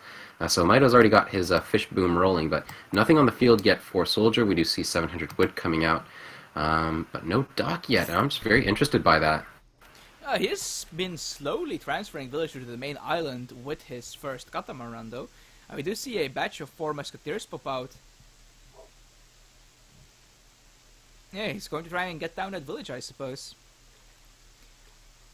But without a dock, you basically can't win this game, I think. I'm pretty sure it's literally impossible to win without a dock. Unless your opponent just, like, really doesn't pay attention. I think the catamaran gets one-shot by the town center and you can't land on the first island with just the catamaran. You need something else, I'm pretty sure. Maybe not in this case because it's a 4-player map and the island's a bit bigger. It's a really interesting treasure. So that, of course, it increases the building hit points by 15%. I think the most relevant thing that's going to be is actually for docks and outposts and defending the coast, because I think those normally would be the biggest contention points on this map. But of course, we don't see a dock yet from Soldier. I'm just wondering when it's going to come up. If it gets to the Fortress Age, it might be relevant for extra town centers placed in the middle island as well. There we do see the first dock come out for Soldier. And Mito himself is still on one dock. I guess we'll be able to test my theory on if the catamaran can actually land through... Oh, whoa, no, never mind, because there's 2 ships that are... Oh no! Yeah. There were 4 musketeers in there. I was gonna say we were going to be able to test my theory that the catamaran gets one-shot by the town center before it can land troops, but apparently not. 10 must. The funniest thing is, like, that catamaran made a sound when it went down. That was just hilarious. Oh, there were 10 musketeers in there? Oh, that is... Where is Mito's catamaran? Ah, there it is. Let's see, it has 220 hit points. Oh no, the town center actually wouldn't one-shot it. Interesting. So it could possibly land troops, I suppose. Oh, losing 10 musketeers like that. I mean, it is 1,000 resources, but it's also... I mean, those musketeers don't quite scale well, so depending on Mito's strategy, they might not be the most effective. Of course, getting them onto that island would be a lot of raiding pressure, but maybe not so much considering, of course, Mito does have those 2 Fuchuans on the field, which... Are they Fuchuans? They're, what are they called? I don't know. Basically the Caravel equivalent for China. How do they compare with actual caravels? Oh, they are just worse, okay. Yep, pretty much. I think they have a lower attack, but a faster rate of fire. Oh, okay, so they have the same amount of hit points. Faster, okay. Entirely sure, but I think that's how it works. They do appear to be shooting faster than caravels, yes. I do think China has more, like, improvement cards for their ships, though. It's kind of difficult because Spain has, like, the really awkward ones, like the Armada that we saw in the second game.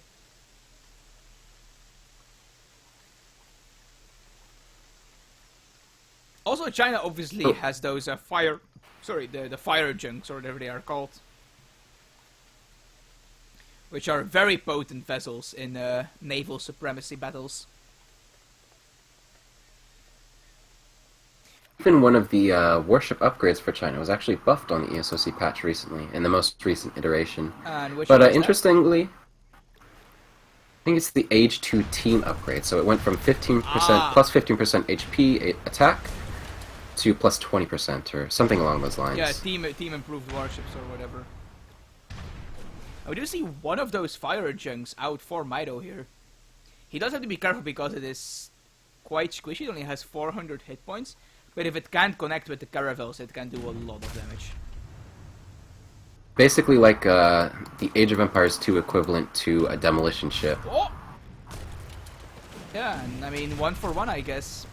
How expensive are they? They're 100 wood and 100 coin. So if they're going to take down a caravel, it is slightly cost effective. Because of course 200 wood, 200 coin is less resource, or less villager seconds than 300 wood, 100 coin, which is the cost of a caravel. It's not the best. I think the best way, or like the most efficient way, if you were to be able to do it, would be to use 1 demolition ship and then like finish off the caravel with like a war junk broadside, like we're seeing is doing right now. Yeah, he will be able to repair his ships at the dock afterwards, of course. Do we see more ships being trained by Soldier? Not for now. But we do see that It is a Mido big is in the engagement. Fortress Age, so... Take a look at the land. There's a huge engagement going down right now. Oh, what the... Oh, I completely missed that. Yeah, right, there's land on this map. Ooh, I do think Soldier will be able to push this back, though. Although, I think technically speaking, the Meteor Hammers can kite Musketeers. Oh, those Meteor Hammers are so disgusting.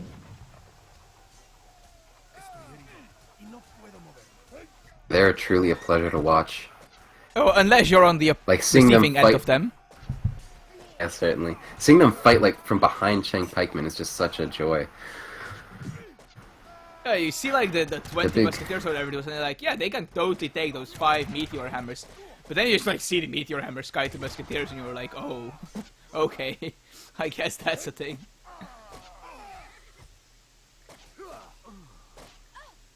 The biggest priority for Soldier right now would probably be to focus down these meteor hammers and then ship something like maybe 12 pike and then pop out a batch of 5 lancers if he were able to. Of course, now he has a lot of garrison villagers, so he He's might within not have Fortress. the resources for a full batch. Oh my gosh! You're right! How did I completely miss that? I thought he had actually gone up to Fortress Age. No, he's been very, very focused on this H2, trying to be aggressive stuff. Play. Yeah, and he is going to lose his presence on the main island, and I'm... Well, actually, no, never mind. There's no reinforcements now to clean this up. Mido does need to be a bit wary of this outpost. Can China upgrade those warships in Fortress? I don't think they can, right? A shipment, do you mean? No, they don't get like an upgrade for their baseline warship, right? They have to go to industrial and upgrade their frigate class, like the other ships. No, I think they do have all the standard, what are they called? Warship upgrades. You know, I think it's full plating.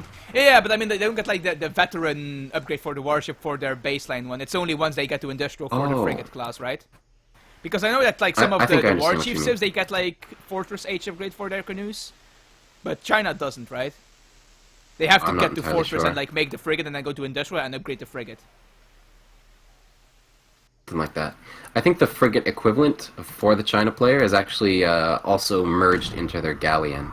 So I think that Chen Wei that we can see, the Fuchuan for Mido, is also able to train banner armies if it's close enough to the coast. Does that also mean it takes reduced damage from shore defenses like the galleon does? Oh, the galleon. Is that actually an asset to the galleon? I didn't know that. Yes, the galleon takes reduced damage from shore defenses because it's meant to like go to the shore and then like deploy its troops there. So it has a defensive bonus against outposts and town centers. I wasn't aware of that, but I don't think it does, at least as far as I'm aware. Although it certainly could be the case that it does. Actually, I don't think it does, because I saw it being sieged down by Soldiers Town Center, and it was taking the normal amount of damage. Okay.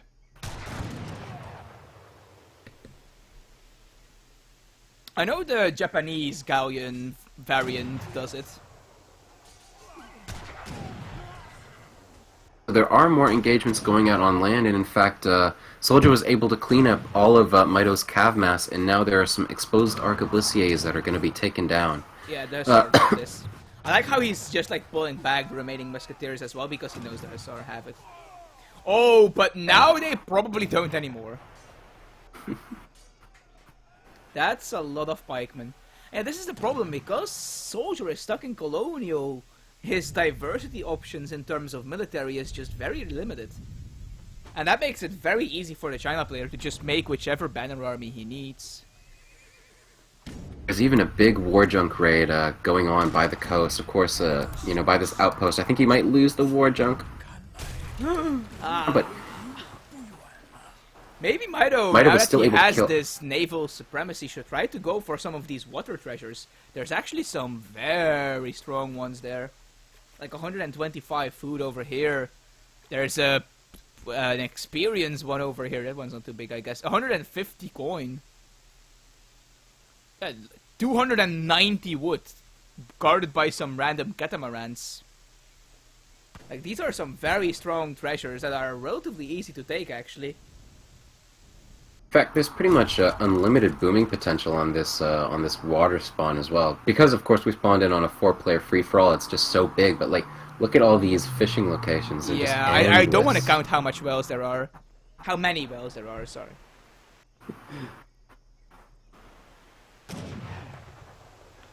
Soldier just desperately trying to fight this in Colonial, but I don't see that paying off. The China army just gets so strong in Fortress Age.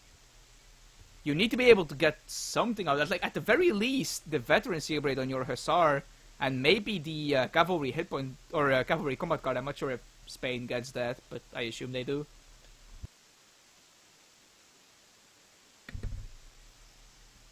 Actually, do you happen to know, Combat? What do I know? Does Spain get access to cavalry combat? They do. It only upgrades their hand cavalry, so it doesn't affect the dragoons. Oh. But they do have access to that in Age 3. Yeah, at the moment he's just like really awkwardly having to fight these Chinese units. Ooh, nice calf flank though, but there are still so many Qiang swords, or not Qiang, Kukwang, Changdao, that's the one. Changdao swordsman left. That's a 3. Oh, I have some nice visual bug going on with the meteor hammers here.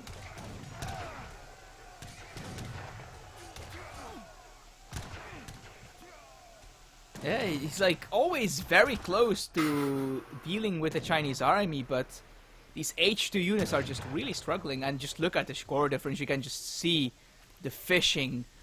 Oh my god, look at how many fire junks Mido has. Oh my god!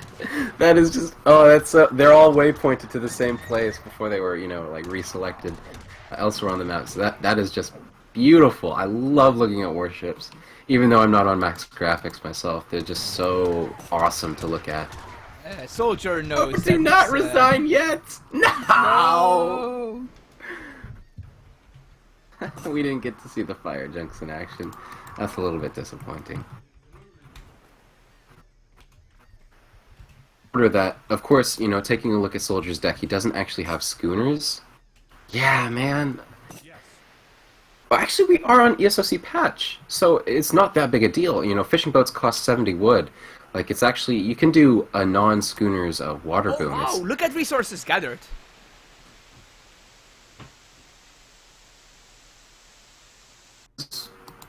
Oh, is there something notable about it?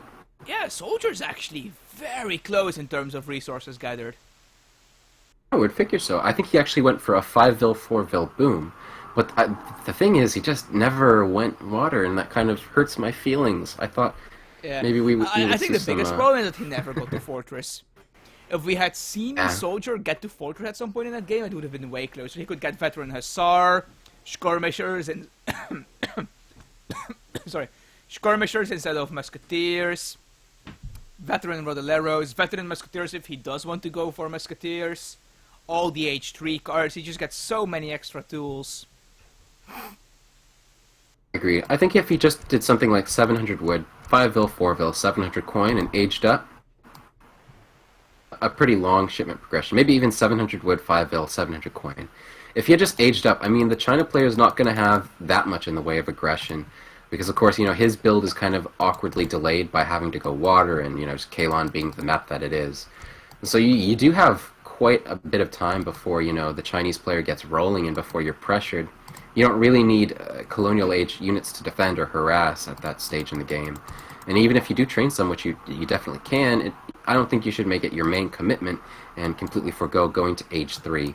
And because, you know, he kind of committed more to the colonial pressure, you know, I'm not totally inside Soldier's head, so I don't know if he ever planned on going to age 3. But at some point, he was so committed to the colonial age that, you know, Mido had stabilized in age 3, and that at that point, there was no opportunity for Soldier to be able to go to age 3 and keep his presence on the main island. And at that point, you know, it's, you know, the deal is sealed. You need to win the game in age 2. And if it doesn't work out that way, as didn't in this game, which it very likely won't, that's just game over. And that's what we did see here.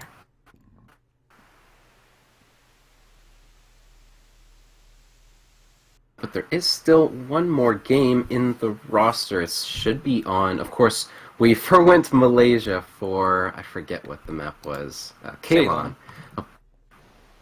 Up in the series should be Gran Chaco. I mean, let's be real, like, Ceylon is basically a strictly superior version of Malaysia. 100% agree, wholeheartedly.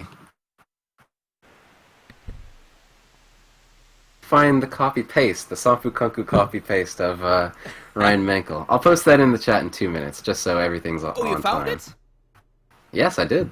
Oh, damn it, I'm going to miss it. Message it to you. Oh, okay. So you can see it. Of course, I think ESO cuts off a little bit of the copy-paste, because there's a character limit.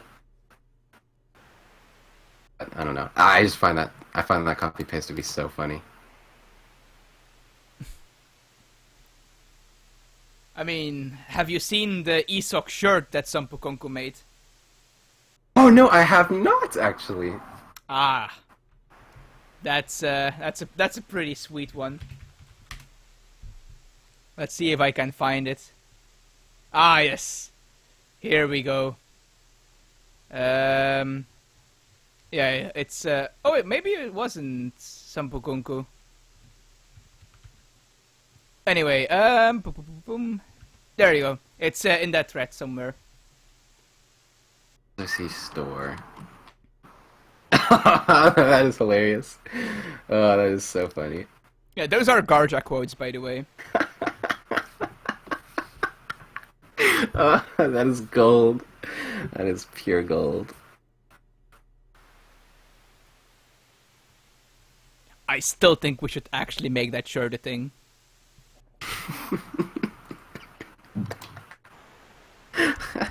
I can't stop laughing.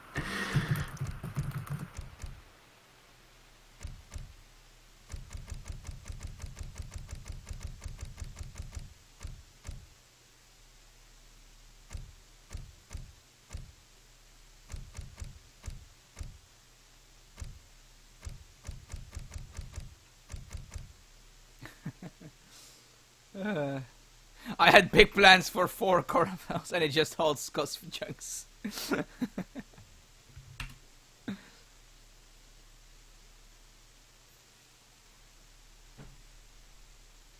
Yeah, those fire junks definitely just obliterated the caravels. There's even an Age 3 upgrade for them. I wonder what that does. I'm going to take a look at Mito's deck. I think it makes them cheaper? So it actually, I wish it made them cheaper, because that would make them, of course, just more cost-effective overall. But instead, it changes all damage actions by 50%. So it buffs their attack. So they go from 500 attack to 750. Which, funnily enough, is actually still not enough to one-shot a caravel. An unupgraded caravel, that is. Fire junk attack. Interesting. Ah, infinite 30 ratans. I like this shipment. I really love my ratans. They're so cool. I should mention, I think there was a subscription from well, it was a subscription from Tabin, and it was sponsored by I Will Spank You. So I think we should thank both of those players. Thank you, Tabin, and thank you, Spank You, for being a part of our community and subscribing to ESOC. Yeah, I keep hearing the notification, but I'm not sure if it's the sub alert or the donation alert, so I'm not sure what to do. Okay. I'm like, should I thank for a donation? Should I just say thank you and just, like, not say why? You're like, yeah, thanks, I see. People. You did good.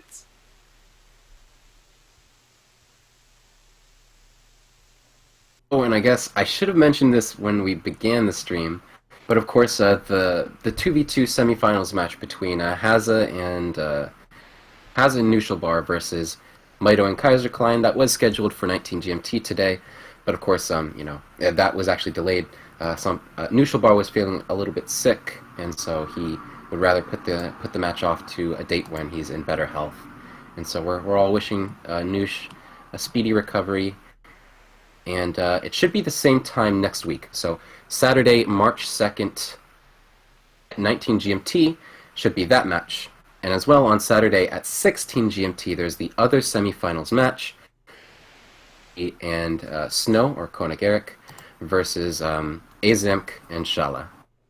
Knuffelbeertje.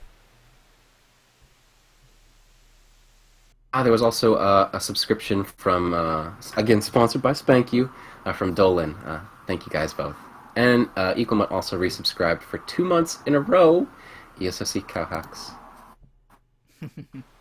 Yeah, you know, I will spank you, sponsoring ESOC since 2003 or whatever. It's probably later than 2003, but I just feel really, really old. I think Mido and Soldier, both OG players, both participated. You know, of course, Mido being one of the co-founders of the site. But playing today, actually 4 years, just over 4 years later, Mido proving himself very worthy, leading this series 4-0, 4 wins with China.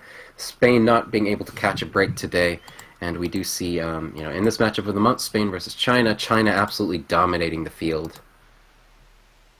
I'm going to be honest, I'm not too surprised actually, because Mido practices China way more often than I think the entire ESOC community, barring Piroshiki, practices Spain. I know that China is like one of those civs that Mido just loves playing. It's like India and China, both are civs that Mido just plays so often. When I see Mido play, it's either China or India, unless it's a tournament game. Also used to be a Germany and Dutch main. Do you remember those days? No, I don't have. But I guess, yeah, those are Mido's 4 main civilizations. China, India, Germany, and Dutch. I kinda knew Dutch, but I was not aware of Germany. Oh yeah, used to be, that was his main civilization. Huh. For a long time. Well, the more you know. Do you know what Sure, my main civilization is? I think that's France, am I right? Close. You know, the French and the Japanese actually do have a pretty long-standing relationship. What? Long-standing historical relationship, I should say. Really? Then why the hell don't we have the French consulate? I'm not sure. I think just for diversity's sake, I guess.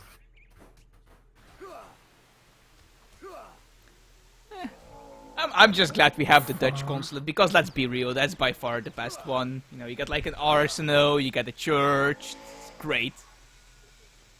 Actually, I think the Russian one is the best one. Getting a factory is pretty cool. I mean, Russia is pretty cool. I like having the villagers train faster, but that blockhouse in the fort, whenever you place them, it messes with your hotkeys, so you can't actually, like, scroll to your consulate or scroll to your barracks anymore. So I don't like the Russian consulate for that reason. For military buildings. I think the Spanish consulate is my favorite option. It definitely has a really powerful brigade army. That I love brigade those is techs. nasty. It's like, what, Those techs are 15 definitely my Lancers, favorite. I think? And 15 Rodoleros? I think it's, like you said, maybe 15 Lancers and 17 Espadachins. Those, yeah, Rodeleros. Yeah, it's really nasty. And even the So regular consulate armies of that one aren't. But anyway, there's no Spanish consulate in this, so we should probably focus on the match. Right, so we do see Soldier aging up at present. Wait a Mido... minute. Soldier has advanced trading post in his deck. My. So... wonder, I think Mido has gotten every single llama on the map. yes, So there are 8. he has.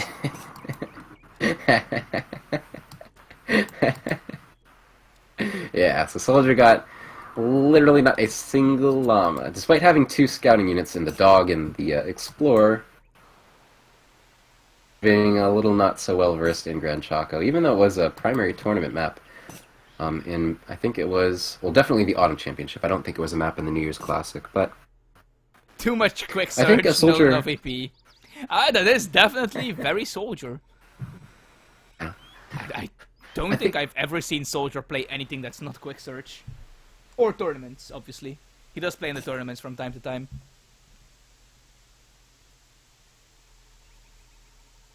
So, do you think we're going to see native gameplay, or did he just pick the wrong deck?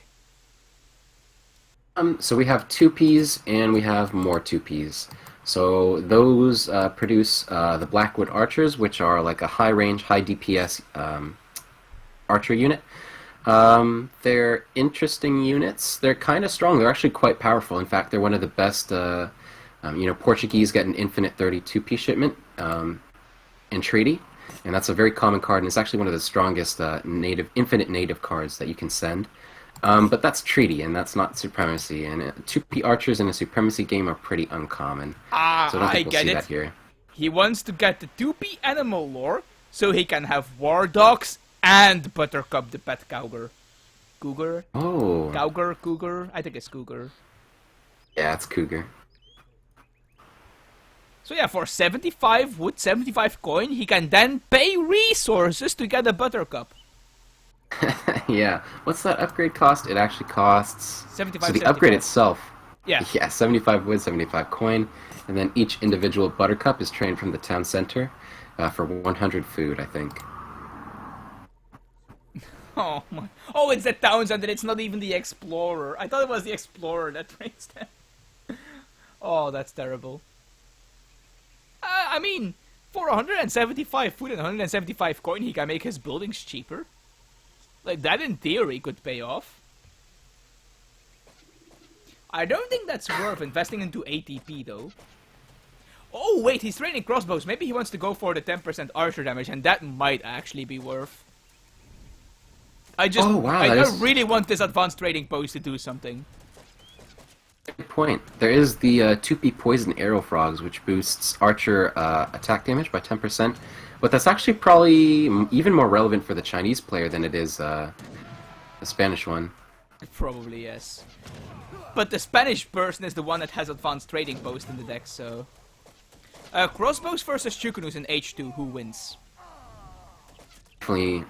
Actually, I would say offhand the Chukonu, they do have a half speed more than the crossbowmen, but less damage than the crossbowmen and have 10%, excuse me, not 10%, but they have 10 less hit points. Which actually is 10%, So I think... funnily enough, because the crossbowmen have 10 hit, or 100 hit points. Oh, here we go. Ooh, Stepper Riders! The best cavalry unit in the game. These actually do a lot of damage against crossbows, by the way. They have a ×2 multiplier against infantry. That's basically like shipping 7 Hussars right there. They have as much damage as a Hussar against light infantry. Mm. Yeah, like, a fully upgraded Stepper Rider is actually disgusting for its cost. It's just that it basically melts before it can do anything. They have excellent siege too, and so that outpost just getting melted in as well. That barracks probably not going to be anything useful for the Spanish player here. Yeah, Step Rider is basically an operationing, but they took away all its fun stuff and its stats. 7 Step Rider shipment is definitely pornographic though, especially like we saw it there. Yeah, if you can pop that on top of light infantry, it's really, really good. Yeah, it's Spain getting bullied by a Chinese player. It's sadly something we've been seeing in the past 4 games. Did you see the villager trapped in the barracks there? Oh, wait, what? Ah, because of the deer. Or whatever the hell that's supposed to be. A guanaco. Invested so many resources in that aggression, the barracks and all those units, the 700 wood, the 8 pikemen, and now losing that so inefficiently and now being on the back foot, having shipped 600 wood and being slightly behind in terms of economy as well, now being garrisoned. He's just so far behind, I don't think there is a way back into the game for him. And I think Maito's just going to ship more units, create more units, commit to Age 2, and seal the deal with a superior mass. I mean, China is out of military unit shipments, whereas Soldier still has one Riddlero shipment left, so maybe he can pull something out, but it needs to be soon. Something to consider is that there's actually still the Mandarin Duck Squad shipment for Mito, as well as the 300 export shipment, which is kind of like shipping 6 red coats, although not quite, although kind of like, so it's something. That Mandarin Duck Squad is going to take up quite a bit of saving up, though.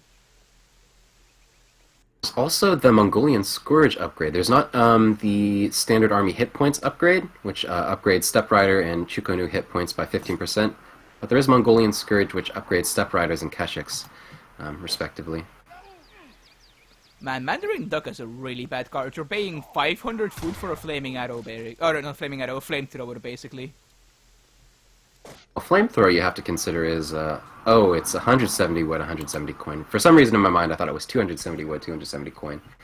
In which case 500 for that is actually a decent trade. But yeah, certainly, like you said, 500 resources for 340 resources worth of value. I mean, like, technically you get the 8 Chokunus, but you can also just chip 8 Chokunus, which is free, so... Yeah, there you go.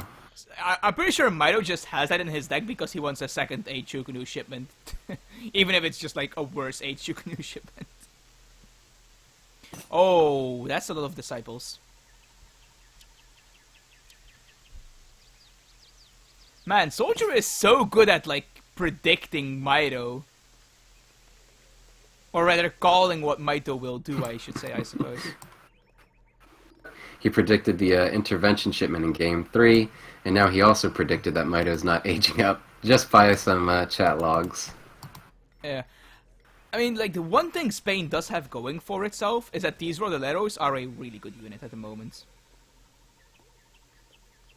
As long as they don't get sniped by the Chogunus, obviously.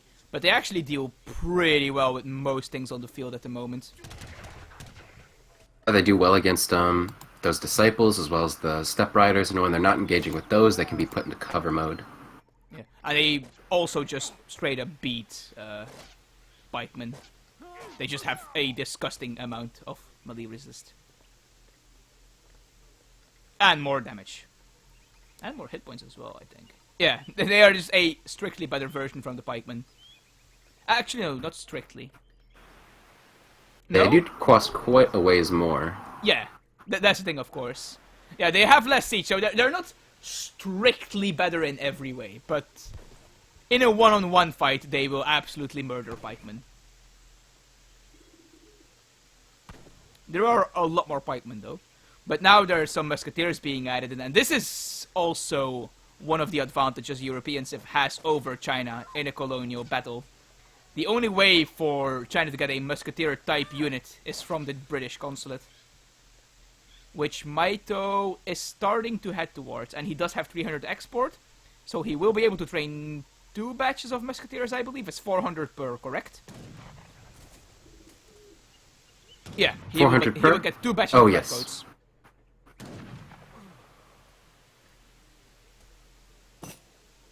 For some reason I thought you meant like 400 coin for a batch of musketeers for the Spanish player, and I was very confused. No. I'm talking about 400 export for a batch of redcoats. I'm sorry. No, that's alright, not your fault. For how much I had, kind of dogged on Soldier and said, it was over at that point, I think Soldier has done a reasonably good job of keeping up his mass in congruency with the China player. Still a little bit behind, these Redcoat Musketeers definitely going to bolster out the rest of Mito's military. But I think for as much as I, like I said, dogged on Soldier in the early game, he's done a pretty good job staying in contention. Yeah, the eco's relatively even as well. He has steel traps, and gang saw is apparently what that's called. Whereas Mito only has hunting eagles and civil servants and water wheels, so he doesn't have the tier 2 food yet.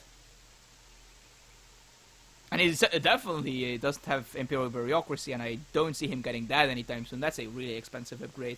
It also is extremely powerful, of course. Ooh, but this is a huge fight. And I think Soldier basically needs to win this. Ooh. As long as Soldier doesn't get caught too badly, he's continuing to take some good shots off. The Chikunus and the Redcoat Musketeers not putting in the most damage, but this is a huge mass from the China player, now actually completely dwarfing what Soldier has on the field. Twice the military unit population from the China player. So much DPS there. Yeah, for sure. I mean, a lot of that is pikemen, though, which can't do more than just soak.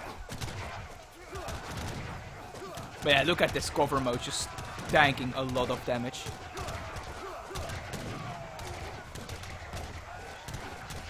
But if Soldier does a good job and just ignores the pikemen while they're in cover mode... But it's just there's so many more units for the Chinese player. Yeah, even the Minutemen dying, and he just gets pushed further and further back. And we can see that he's struggling to reinforce as well. I was over at the step-up pop. I do agree with that indeed. He lost so much things there. And yeah, China just wins all 5 games. And indeed, that will be 5 games to China. Or 5 games won by Maito. We should consider, Maito being one of the strongest players, one of our top players.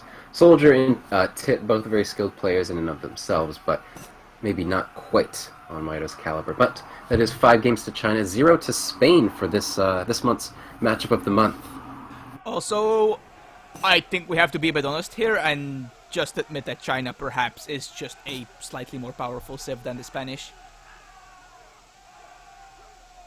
And is definitely a versatile civilization. We saw not only colonial and fortress gameplay, but in Game 2 we also saw some industrial gameplay. We saw some flying crow action, as well as some... Yeah, let's not forget the water. Like Maito pointed out, the fire junks are a major asset for the Chinese Navy. No other civ has anything like them, really. It's true. Basically like demolition ships in Age of Empires 2, seeing that huge mass of fire junks, although we didn't get to see them in action, it was quite a sight to behold. Yeah, they train incredibly quickly. According to Maito, it's about 10 seconds, which is way quicker than any other warship in the game. Which makes it incredibly difficult to besiege Chinese docks with warships. Because there's always the risk of just like fire junks popping out and obliterating your ships.